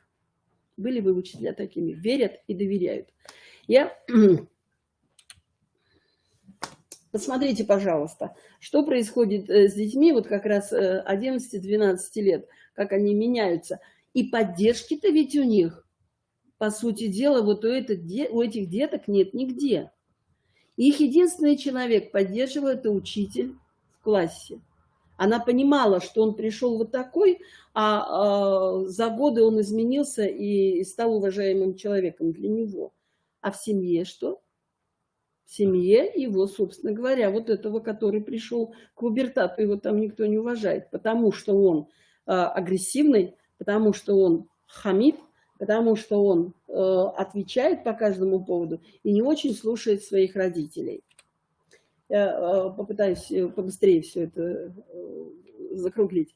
Итак, вот как раз переходный период, тут надо работать очень серьезно. Мы провели 2 собрания, вот как раз с 4 классами, и вы знаете, вопросов, я хочу сказать, практически 100% родителей было, да, на собраниях. И вопросов у родителей было очень много. Это мой ребенок, который раньше полностью принадлежал мне, и вдруг он начинает восставать и восставать. И вопросов у родителей ничуть не меньше, чем у учителей, да и, собственно говоря, у самих детей. Они думали, что дети вот такие агрессивные, дети что такие непослушные по одной простой причине, что они плохие. Ребята, они не плохие. Вот как раз сказала уже Любовь Викторовна, все определяет физиология. Происходит изменение в организме и происходит изменение в поведении ребенка. И вот мы с вами знаем много кризисов, да, в детском возрасте. Самый яркий кризис 3. Кризис 3 лет, да? Когда хороший ребенок вдруг стал взрывным, все, я не буду, мне не надо, все бросает, ногами стучит. Это самый яркий. но он и самый короткий, между прочим. Нет, если мы пока не берем другие кризисы, он короткий. Он практически начинается в 2,5 года и где-то к 3,5 должен закончиться, если все правильно с ребенком делают. А вот этот кризис, который начинается в 11 лет и идет практически, бывает, до 16 лет, почему такой длинный? Потому что их два. Здесь соединились два кризиса. Когда происходит изменение физиологические у ребенка, когда происходит изменение социальные. Очень трудно ребенку сориентироваться в этот момент. Что делать? Доверять, давать много разных поручений интересных. Но проблема в том, что детям этого возраста интересно все, кроме школы, кроме обучения в школе. Вот обучение в школе мне интересно. Я не знаю, что сейчас будет происходить в школе со всеми изменениями, которые в школу идут. Да? Недавно один из экспертов сказал, он, ребята, есть у китайцев замечательное проклятие, чтоб ты жил во времена перемен. У нас образование, к сожалению, только во времена перемены живет. Одни перемены закончились, теперь другие перемены, новый вгос, и теперь нам по новым законам, да, нас пугают новым законам образования. Мы еще это-то не дочитали до конца. Нам говорят, ребята, очевидно, будет новый закон об образовании. Ну вот, он, да, пусть будет. Огромная активность ребенка совмещается с его пассивностью и рассеянностью. Ему самому, давайте вспомним сказку, которая подходит вот к этим детям. «Алиса в стране чудес». Помните, когда она летит там в этом пространстве, у нее то ноги вырастут, то руки вырастут, то она маленькая стала, она вообще не понимала, что вокруг нее происходит. Так вот, по сути дела, дети наши вот этого возраста, они тоже не понимают, что с ними происходит. Каким образом нам это все нивелировать, как нам все перестроить, а самое главное, найти дело. Опять-таки, где бы мы чего ни говорили, о чем бы ни говорили, мы везде должны найти дело. Обожаемый мною Лев Семенович Выгодский. Это человек, которого я просто обожаю. Так вот, он пишет, что развитие речи, развитие ребенка продолжается до 12 лет. Нам что только не говорили. В 5 лет закончилось, в 7 лет закончилось, в 9 лет закончилось. Выгодский сказал, к 12 годам заканчивается. В процессе должен ребенок находиться в совместной деятельности со взрослым человеком. Неважно, родитель, учитель, но со взрослым. Он что-то все время должен делать. Я, конечно, не мне судить, но когда вот у нас сегодня дети парты мыть не должны, окна мыть не должны, подметать не должны, но это смех на палочке. На велосипеде ездить не должны, из чашки пить не должны, пить будем только из паильника. Что мы из них делаем, я вообще не понимаю. Ну, наверное, можно как-то с родителями договориться, что если у вас вот ребенок в такой ситуации находится, то он должен что-то делать. Ему нужно дать серьезное дело. Он хочет этого, он хочет быть занятым. Он хочет, чтобы у него, собственно говоря, двигались все мышцы. А мы живем с вами в такое трудное время, что не каждый ребенок может посещать спортивный кружок, да, спортивную секцию. Хотя сегодня, опять-таки, у нас есть изменения в школе, что каждый ребенок должен посещать спортивную секцию. Когда мы говорим о детях с ограниченными возможностями здоровья, это становится еще и первостепенным. Так. Ну, опять, это продолжение того, что с ними происходит. Самое главное, это физиологические изменения, которые надо отслеживать. Если мы видим, что у ребенка что-то с проблемой, на той неделе приходил ребенок начальных классов, 2 класс ребенка. Он стал, проверял чтение, читает. Знаете, как читает? Он так голову повернул, так повернул, он вот так голову повернул. Мне, как логопеду, у меня возникло впечатление, что у ребенка что-то со зрением. Очевидно, астигматизм, на который никто его не проверял. Я ему дала. Вначале он читал так, книга лежала так. Потом я говорю, а если я так поставлю книжку, то лучше будет? Он говорит, да. И стал читать лучше. Под 45 градусов сделали, и он стал читать. Маме говорю, есть А там проблемы серьезные с письмом и с чтением. Мама говорит, он что, мне сказать не может, что он буквы не так видит? Он что, не может сказать, что он не так видит буквы? И я говорю, а откуда он знает? Как правильно. Как правильно? Он фокусирует, он ищет, как эта буква правильно написана, как ее нужно там увидеть, эту букву. Это О или это Б? Ему нужно вот так голову сдвинуть. А если он сидит на уроке, и вот он это вот фокусирует, Учитель истерика. да. Нам надо что сделать вначале? Да, обследовать ребенка, проверить его зрение и надеть на него очки. Он без очков ни шага не должен делать. Потому что у него такая проблема со зрением. Он должен получить статус ОПЗ. Мама сказала, нет, мы не пойдем в комиссию. Вот это еще один вопрос по комиссии, который я хотела затронуть. Много вопросов у учителей, как нам заставить родителей пойти на ПМПК. Никак. Заставить вы не можете никого ничего. Есть такой замечательный институт, называется Институт проблем инклюзивного образования. У них есть замечательная методичка, которая называется «Методические рекомендации по разработке индивидуального образовательного маршрута». У нас сегодня есть путаница. Индивидуальный маршрут, АО, все в куче, у нас в мозгах все кипит, где индивидуальный маршрут, где АО, это одно и то же. АОП, оно рассказывает нам, как вот этот маршрут реализовать. Все. Откройте, пожалуйста, у них эту методичку, у них все прописано. Со всеми рекомендациями, как действует образовательная организация, в том случае, если родитель отказывается идти на ПМПК. Там все прописано пошагово. Что делает администрация, что делает учитель, что делает логопед, что делает психолог, все прописано. И что делает родитель? Родитель, там написано родитель, это не тот человек, для которого мы программу составили. Это тот, который тоже участвует в составлении программы и отвечает за это, между прочим. Так. Вот по 4 классу.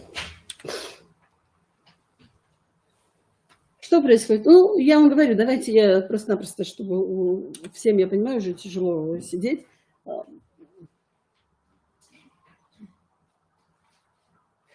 Проблема педагогического кризиса заключается в том, что ребенок пришел у нас из 4 класса, где он был самый взрослый, самый большой, уважаемый человек, а в 5 классе его приняли как малыша, который ничего не умеет, ничего не знает. Оказывается, для меня это тоже было открытием. Оказывается, наши учебники основной школы построены на том, что они опираются на то, что у каждого ребенка мыслительная деятельность, мыслительные действия уже сформированы.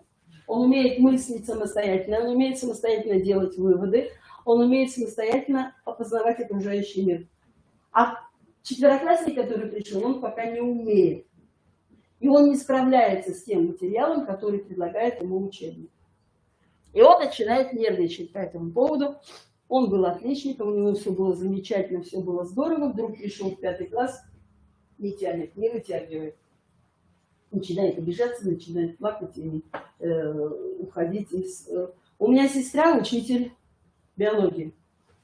Она говорит, у меня несчастье в этом году. Какое несчастье? Мне 5 класс дали. То есть и учителям трудно, видимо, перейти вот в этот Рубикон, принять деток, которые пришли из 4 класса, и всегда есть определенные претензии в начальной школе, то есть начальная школа не доучила. А когда мы сегодня, процентов 30 детей с ОВЗ с выявленными или не выявленными, это бывает принять очень трудно. Понятно, было бы замечательно, если учителя старших классов приходили бы в 4 класс и знакомились с теми же детьми. Почему бы старшеклассникам не взаимодействовать с теми детками, которые обучаются еще пока в 4 классе? Так, ребята, вот это вот самое главное, что бы мне хотелось вам показать. Вот эти дети, они, собственно говоря, присутствуют у всех каждом классе. Ну, может, у одаренных не всех есть. Да? Каким гениальным должен быть учитель, чтобы уметь работать вот со всеми этими категориями. А кроме этого еще ОВЗ 28 категорий. Да? То есть он должен знать, что каждый отдельно, каждому надо подойти, вот тут, найти тот самый ключик. А? Так учителю-то ему некогда вырабатывать стратегию, да? Вот сидите, молчите, а ничего же не говорите по этому поводу. Проблема в том, что у него есть еще основная деятельность, освоение образовательной программы, да? А ему надо вот это решить. А для этого ему дали 2 недели на диагностику. А диагностический принцип сегодня во всех ГОСах стоит как один из ведущих.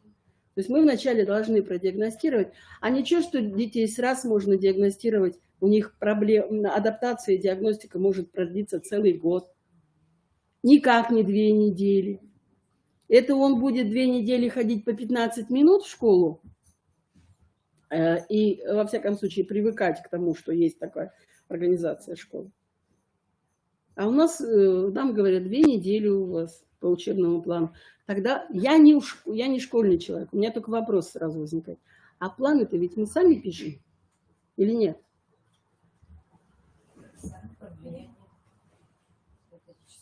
Правильно. А в законе написано, что это юрисдикция образовательной организации. Значит, самих учителей.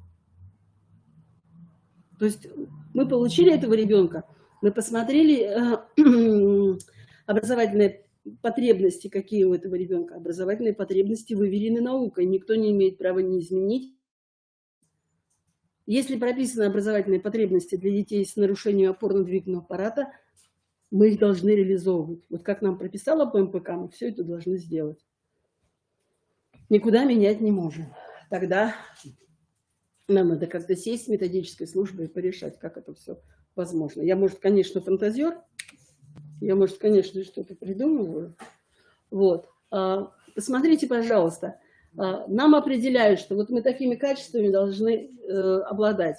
Учитель, когда работает с детьми с ОВЗ и работает с разными категориями, проблемными детьми, которые испытывают трудности в обучении, он должен обладать такими качествами. И последнее. Компоненты готовности педагога. Готовность. Мы готовы сегодня работать с детьми с ОВЗ. Мало готовы. Мало готовы еще. Пока слабо готовы. Потому что мы пока не очень много чего знаем, и у нас еще пока возможностей нет. Я совершенно с вами согласна, что у нас нет сегодня финансовых возможностей, и у нас нет сегодня кадровых возможностей, которые бы решали все эти вещи. Да? Но у нас еще, знаете, что нет? Мы ведь не садимся с друг другом и не разговариваем. Нам бы сесть и поговорить. А что делать-то в этой ситуации? Вот это как раз адаптированная образовательная программа, она ведь пишется коллегиально. Она пишется микрогруппой. Когда вы должны разработать программу для ребенка с ОВЗ, вы садитесь все вместе. Администрация, методическая служба и учителя. И те, кто занимается психолого-педагогическим сопровождением. И на этого ребенка прописываете программу. Все вместе. А еще и родителей потом туда привлекают. Так.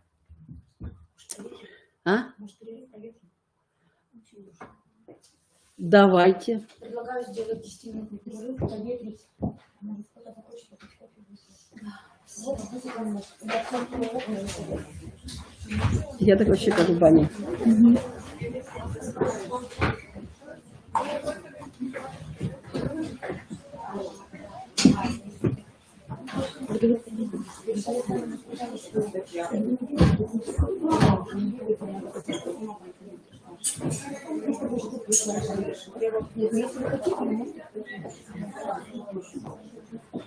Слушайте, ну осталось...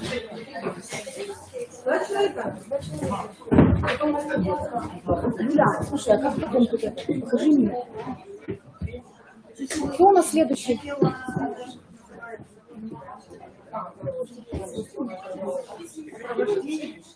А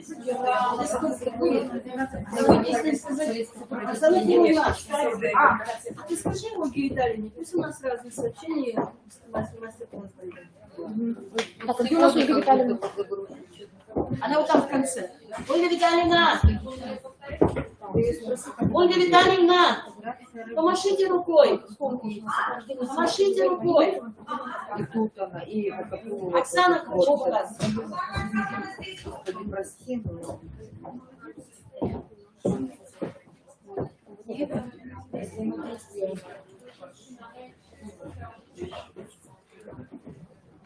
Девочки, пока ты не решила презентацию, скинуть уже вторую часть, а? Вот где у вас комната? По презентации ты можешь? Да? На мастер-класс. Давайте. Рассказать доклад и сразу мастер-класс провести. Последняя будет. Ну, вы сейчас так и будете последние? Привет, за вами кто-то еще возьмет. Я это как бы консультационный центр, уже все, наверное, слышали. Вы пройдете, я потом, если останется, куда нужно вот потому так, кто у нас докладчик? Ваша, да? Это ваша презентация? Нет, мы новое загрузили. Вот нам сказали вот здесь. Но мне надо туда подзагрузить еще одну.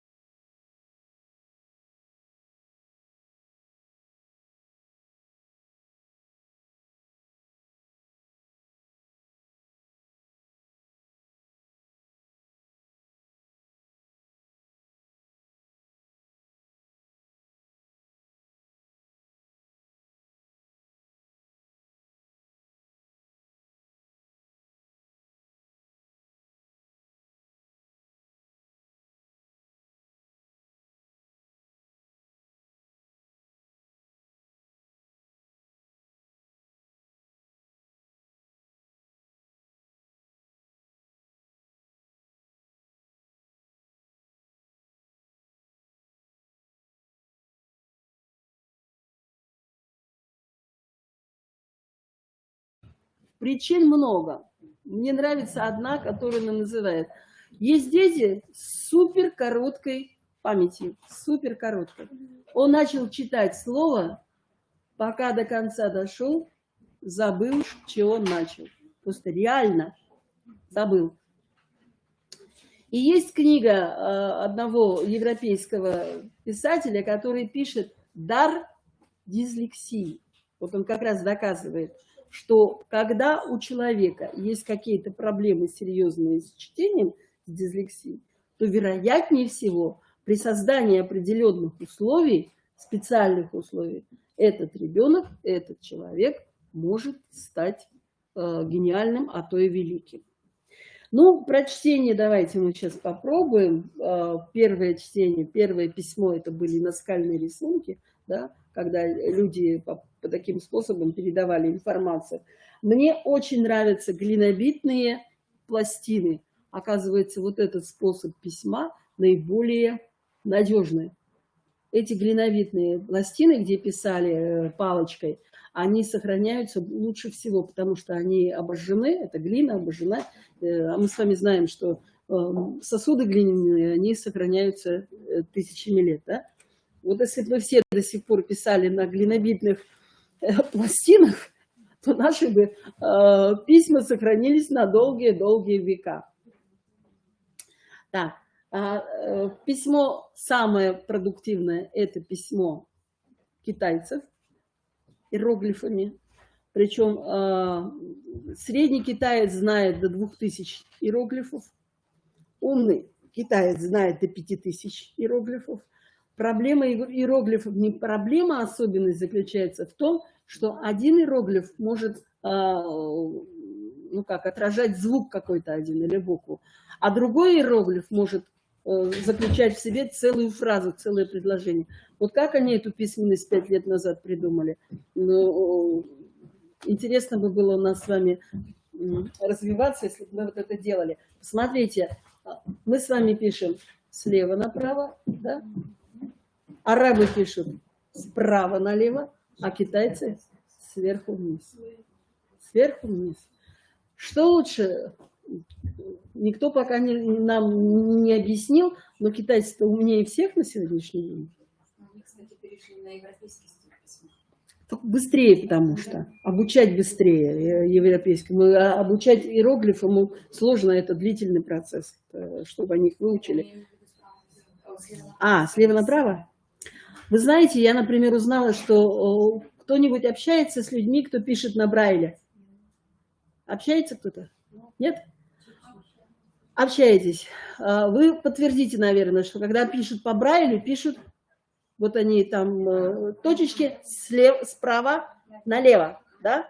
А читают, да, а читают слева направо. Я говорю, так получается, эти люди, у них оба полушария задействованы в этом процессе. Это, получается, самые умные люди. А мне сказали, да, слепые люди – это очень умные, очень интеллектуальные люди. У них огромный интеллект. А мы с вами говорим, ребенок с нарушением зрения – это ребенок ОВЗ. Просто ему нужно особое образовательное условие. А сколько брали? Понятно. Ну так мы очень часто слышим, что ОВЗ – это УО. Вот мне хочется от чего уйти. От этого. Так. Разные сферы, где нам нужно чтение, мы сейчас не будем это повторять, для чего нам нужно чтение и так далее. Мне очень хочется вас привести к такому моменту. Сегодня говорят, что дети стали мало читать. Оказывается, нет. Потому что они очень много читают в интернете, читают в компьютере. И значительно больше читают, чем раньше дети читали.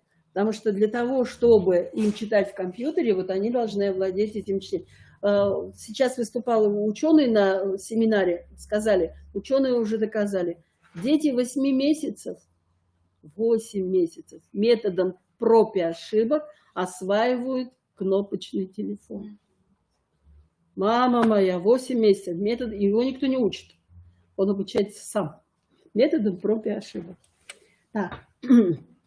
Я к чему, собственно говоря, я хочу дойти до дислексии, вот той самой дислексии, до тех самых проблем, когда у нас с вами много детей, которые не читают.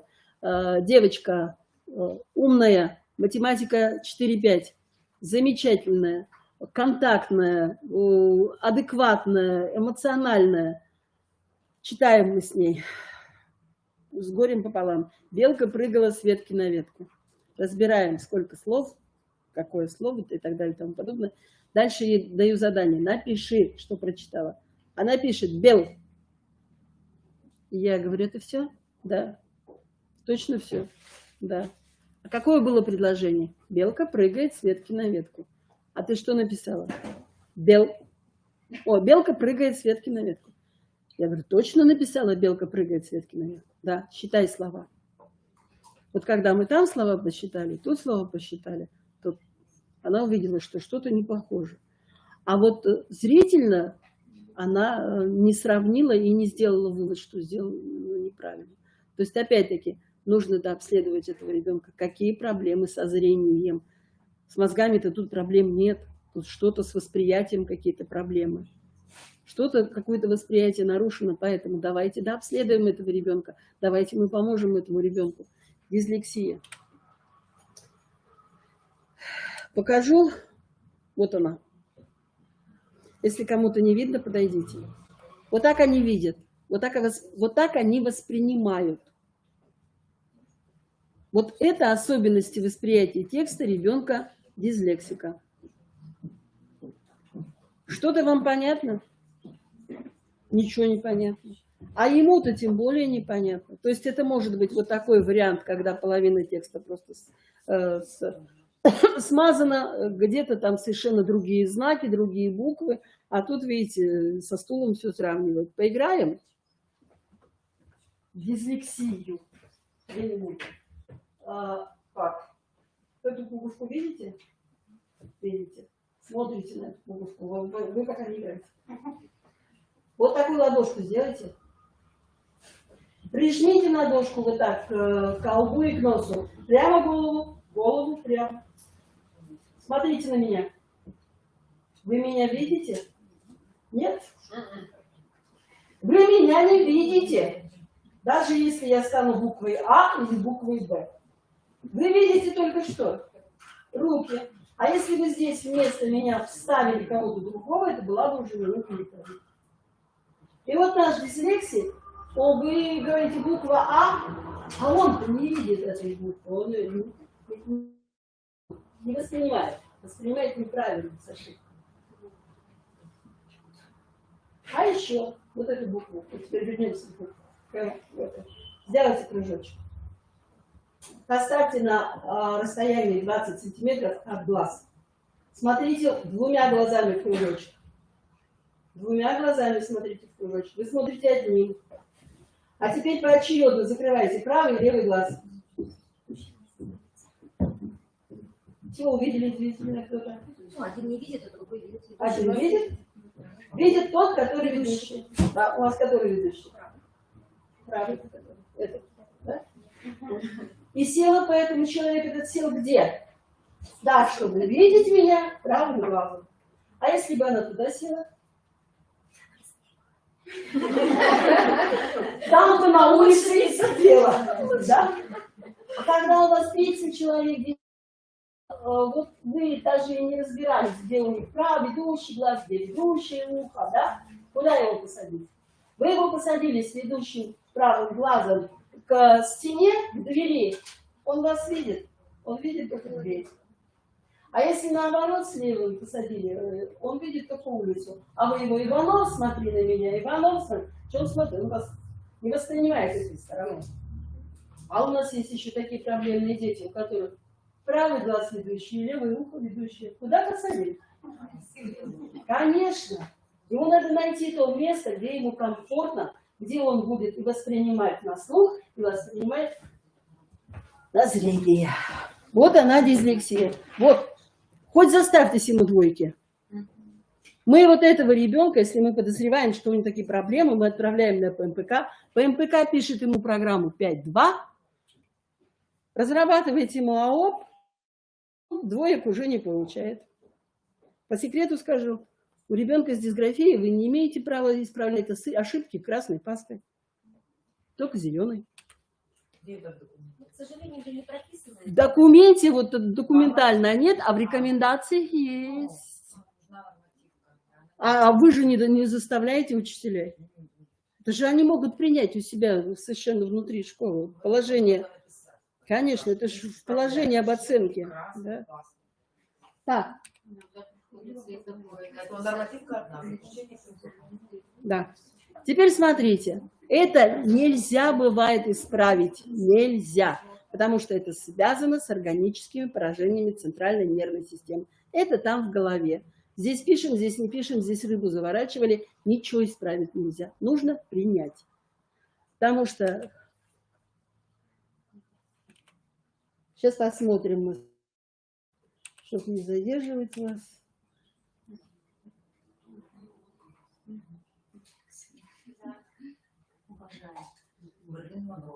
Мы всегда детям Сейчас. на комиссии рассказываем. Сейчас еще. Это люди дислексики.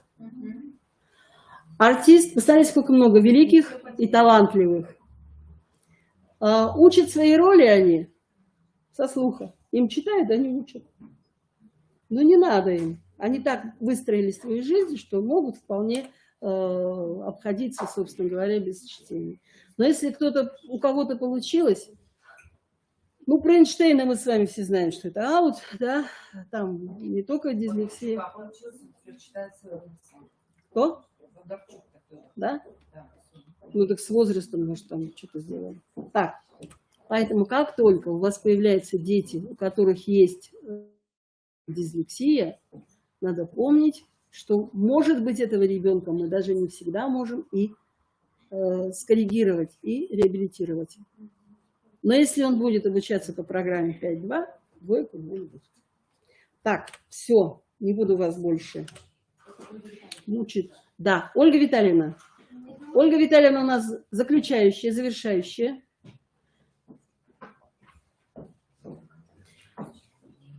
Ваши сертификаты что? Готовятся. Ваши сертификаты уже готовы. Слушаем Ольгу Витальевну. Будьте добры, вашу коллегу представьте. Да, обязательно. Сейчас. Я вышла. Мышка. Давай еще. Это он вам близко загрузил. Да. Добрый день, уважаемые Дети? Да, я Стонкусука Витальевна, учитель логопед 2, и моя коллега, учитель английского языка той же самой школы. Почему мы выступаем вместе? Потому что над этим проектом мы работали вместе, поэтому хотим рассказать о нем, да, вдвоем. И свое выступление хотим начать с небольшого видеоролика, а потом... Цветы жизни. Недаром так говорят. Не нужно лишней здесь харизмы. Все дети — наш цветущий сад. Вот семена, обычные, простые. Ничем не примечательны они. Но можем вырастить таланты все такие, которыми смогли бы гордиться мы. Дети — цветы.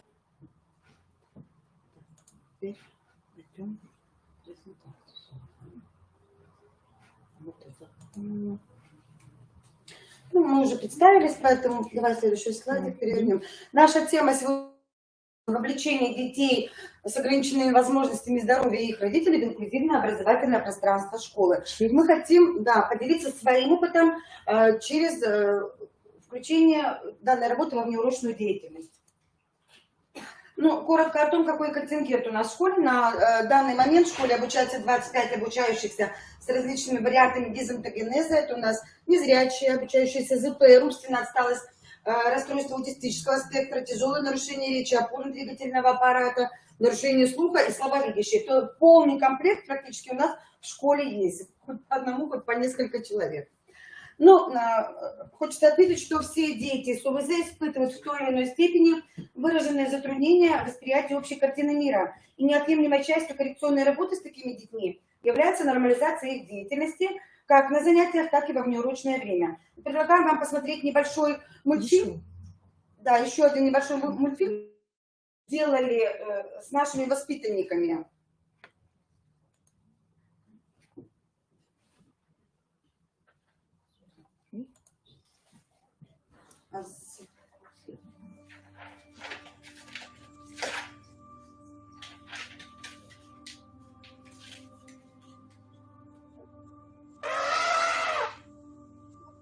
Слоны спят стоя, прислонившись боком к стволу дерева или обхватив его хоботом.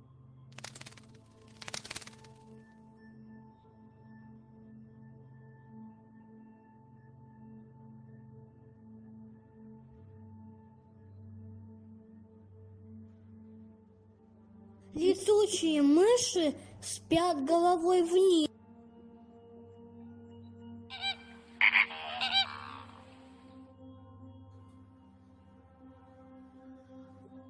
Фламинго спят стоя. В местах их обитания очень мало места, чтобы спать по-другому.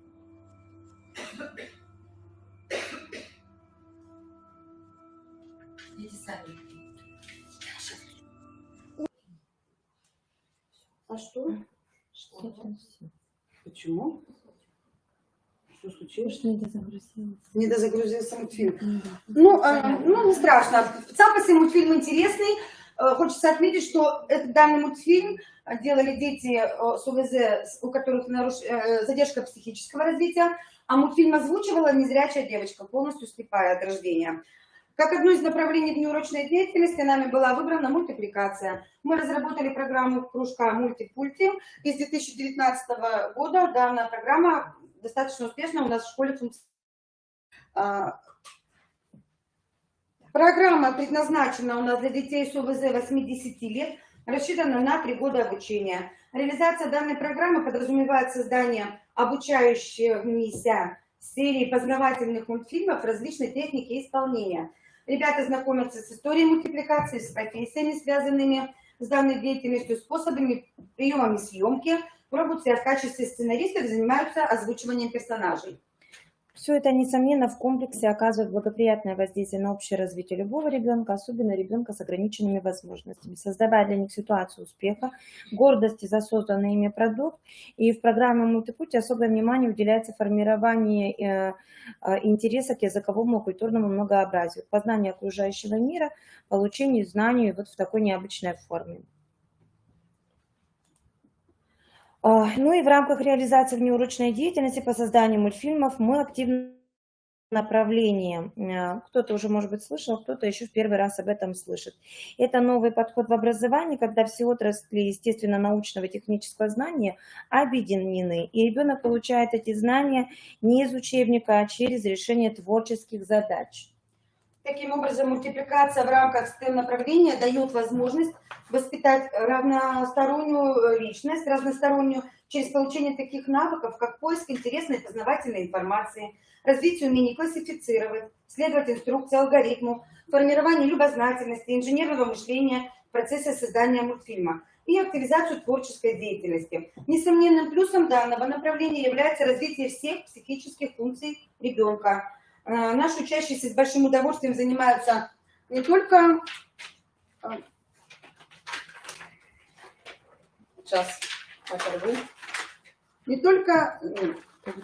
получением интересного. Также стоит отметить и предпрофильную направленность данной технологии, что сегодня не менее актуально на ранних этапах развития ребенка.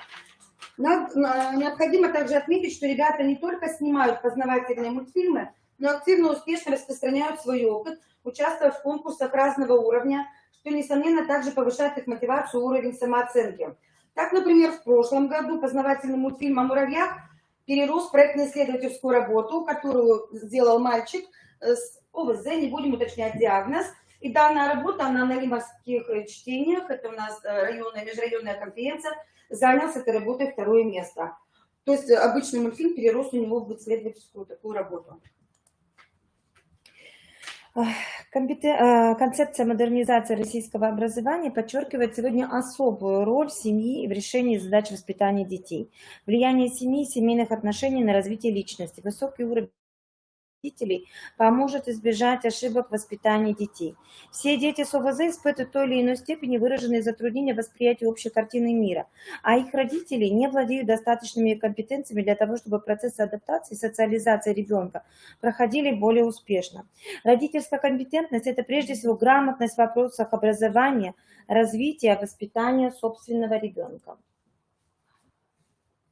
Взаимодействие педагога с родителями обучающихся должно быть основано на равном сотрудничестве, которое, в свою очередь, характеризуется согласованностью и слаженностью действий и мнений. У педагога в работе с родителями детей с ОВЗ, кроме формирования основных родительских компетенций, также возникает необходимость оказания помощи в адаптации и в социализации таких детей.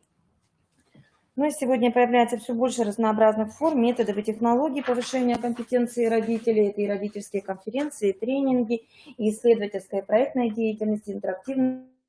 Посчитали, что как раз-таки вот эта наша программа «Мультипульти» будет тоже одной из форм развития родительских компетенций.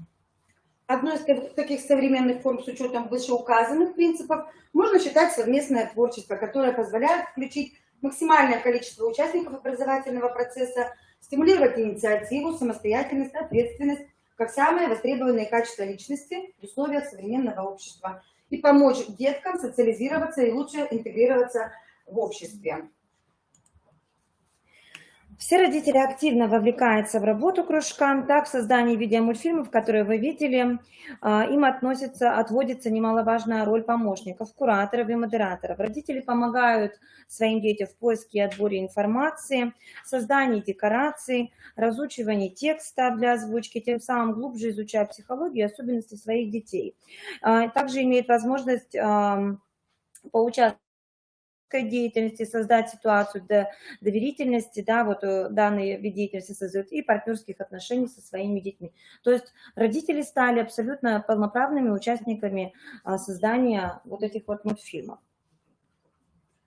Становясь активными участниками процесса воспитания своих детей, мамы и папы начинают чувствовать себя хорошими родителями, да, поскольку вносят свой вклад в развитие и приобретение новых умений и родительских компетенций. И сейчас в заключение мы бы хотели показать еще один мультфильм, который был нашими детками создан к Дню матери. Он маленький, много времени не займем. Мама и Родина очень похожи. Мама красивая, Родина тоже. Вы присмотритесь, у мамы глаза цвета такого же, как небеса.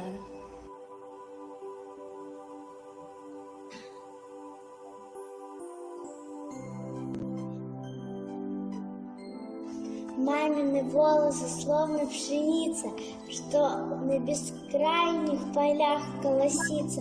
Мамины руки теплы и нежны, напоминают луч солнца о них.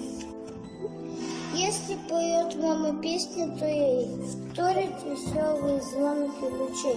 Так и должно быть, что дорого нам напоминает всегда наших мам.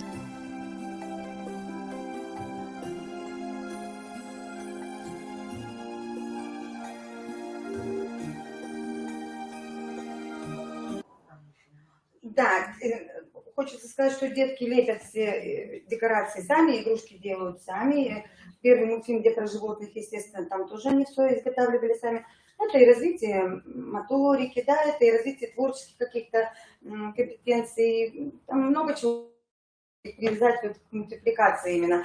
И плюс развитие накопления словаря, и это развитие речи, это заучивание стихов, заучивание ролей каких-то. И детям так интереснее, чем просто какой-то там обычный урок банальный. Вот им так запоминается интереснее. Они включены в работу, подключают своих родителей активно. Родители помогают с изготовлением декораций.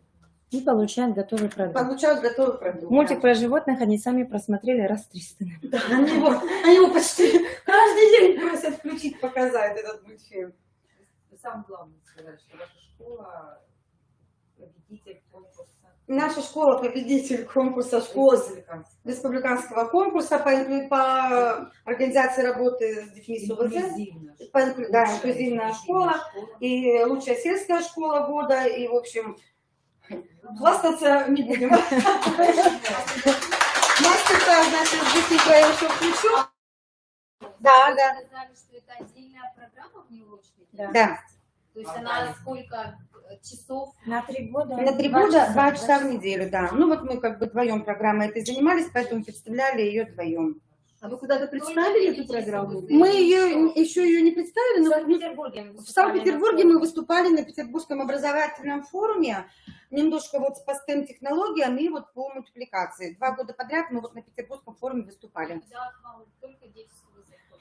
Ну, мы так для себя определили, поскольку я являюсь классным руководителем вот этого коррекционного класса. Отдельный класс. Да, поэтому как бы с этими детьми мы вот работаем. Классы у вас, получается, смешанные. Нет, у меня чисто ЗПР детки, да. Мы подключаем еще Но других детей. подключаем остальных детей, которые, да, имеют разные диагнозы, вот для озвучки, например, там. Коллеги, которые сегодня пришли на наш форум, где они могут посмотреть ваш проект? Саму. Да. Программу мы выложим на какой-нибудь ближайший конкурс. Да. А почему на сайте нет? На сайте школы? Еще нет, еще нет. Мы ее там переделывали уже 158 раз. Смотрим, реализуем, потом понимаем. Да, понимаем, что надо где-то поменять, потом ее рвем, делаем снова. В этом году не будет. Ольга Витальевна по образованию логопед. А сами мультики где можно посмотреть? То есть своим детям в классе? Мультики, мы в интернет... Так, Вот они здесь уже выложены, вы можете... ну почему-то вот про животных он не до конца скачался. Мы потом можем... Кстати говоря, дети искали информацию сами, тему для... Про животных, да, сами тоже тексты про животных, они это все искали информацию, да. У нас в школе есть школьное телевидение, у нас есть профессиональная фотокамера, а также мы загружали специальные программы в телефон, которые мультик на телефон прямо делали, покадровую съемку, дети лепили там каждую волосиночку отдельно, прикладывали мы каждый раз покадрово, да, и потом делали монтаж. Сейчас у нас еще мультстудия есть, мы купили. Купили мультстудию, но мы ее еще не успели опробировать, да. В рамках гранта или какого-то? Это в рамках того, что у нас хорошая администрация. Они у нас прямо на любые наши пожелания откликаются. Да, у нас очень... В следующем вот мастер-класс, который у меня будет... Скажите, мультстудия, это ведь не очень дорого. Сколько? Так, чтобы не... Больше 100 тысяч, точно. Ну вот это ведь не очень дорого. Это насколько значимо, да. Ну, как бы благодаря администрации. Опять же, не зря же мы и заняли школу там года, да, потому что... Такое оборудование дорогостоящее, которое не работает. И лучшая инклюзивная школа, и лучшая сельская школа республики. Как бы, да, у нас... Вот мы и говорили, надо организовывать деятельность детей. Деятельность должна Когда быть, будет деятельность, исчезнет. Да. Угу. Тогда родитель будет видеть, что мой ребенок что-то делает, на него не жалуется, а он участвует в деятельности. И самое главное, вы знаете, коллеги, уйдет выгорание. Уйдет выгорание. Спасибо. Сразу перейду к нему, да? Да, Могу? Да. И в рамках того, что еще немножко похвастаться, мастер-класс использования интерактивного оборудования в работе узких специалистов школы. Есть чем похвастаться тоже, поскольку школа обладает у нас достаточно серьезным арсеналом как диагностического, так и коррекционного оборудования. Коротко, послайдово я сейчас про него расскажу, а потом дальше там на заднем плане мы подключили кое-какое оборудование. Кому будет интересно, можно будет подойти, попробовать. Так. Ну, в школе у нас закуплен DEL-1 комплексная программа. Хорошо, спасибо. Ага. Комплексная программа по коррекции различных сторон устной и письменной речи используется нами. Также у нас логопедическое обследование детей по Акименко, оно у нас здесь представлено, позволяет выявить уровень речевого недоразвития и фиксировать результаты коррекционной работы сразу непосредственно в программе. Также у нас закуплено НПФ Амалтея, буквы, цифры, цвет. Это набор с биоуправлением, развивающая коррекционная методика с видеобиоуправлением содержит интерактивные игры, направленные на развитие физических и когнитивных способностей ребенка. Есть у нас Стабила-платформа, она у нас подключена, можно будет сегодня попробовать. Высокотехнологичное многофункциональное электронное устройство, предназначенное для развития баланса равновесия тела, координации, ловкости, быстроты реакции, способности точно позиционировать центр тяжести, компьютерные игры с биологической обратной связью. Она подключена у нас там, можно будет вам попробовать. Хорошо, программа эта работает с гиперактивными детками у нас, то есть которых невозможно усадить или установить на месте. Здесь они очень стараются там удержать вот этот баланс, не сбиться. Также у нас в школе есть игры для тигра, но это довольно уже такая очень старая вещь, но она у нас есть, да. Компьютерная программа позволяет работать с детками для коррекции общего недоразвития речи, работать над просодикой, над правильным произношением, над фонематическими процессами и так далее. Долго тут не буду останавливаться.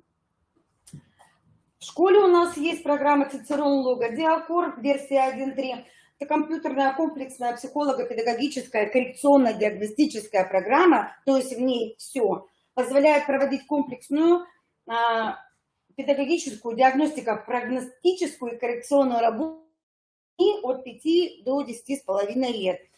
Единственный недостаток – достаточно большое время нужно для обследования одного ребенка, чтобы зафиксировать все результаты, пройтись по всем блокам. Это очень по времени затратно. Но на выходе как бы тоже электронная речевая карта как бы есть, да, со всеми этапами обследования, с графиками, с диагностиками.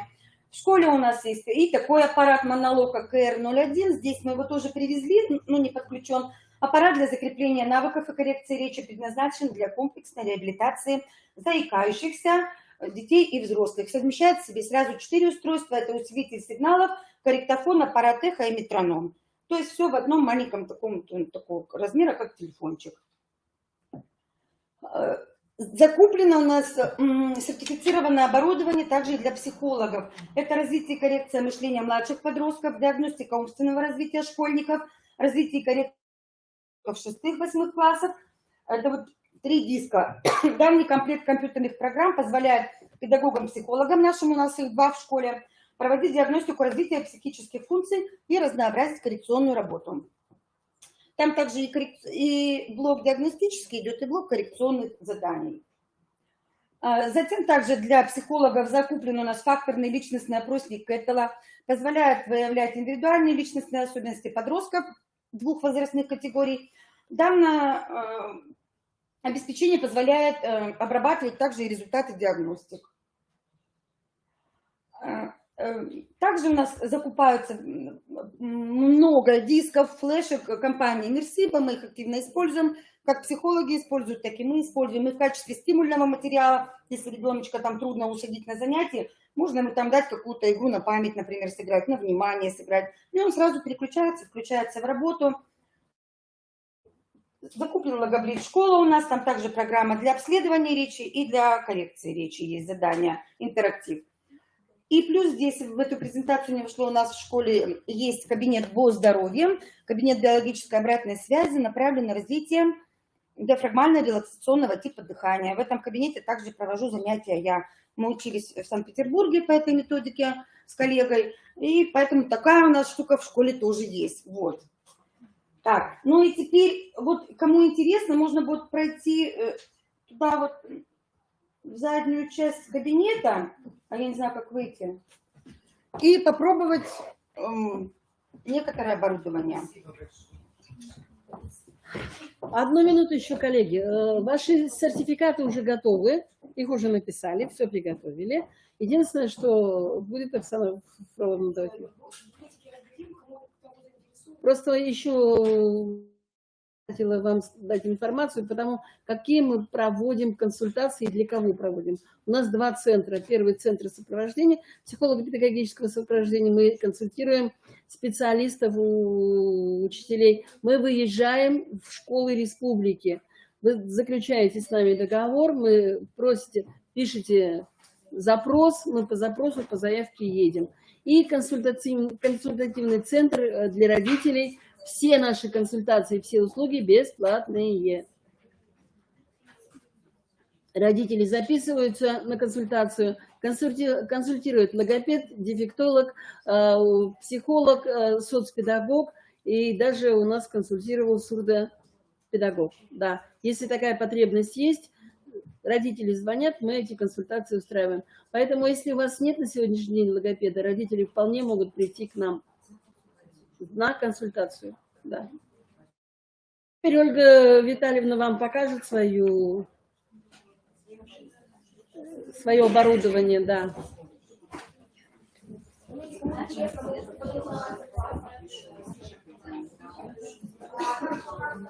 Спасибо большое. Скажите, мне кажется,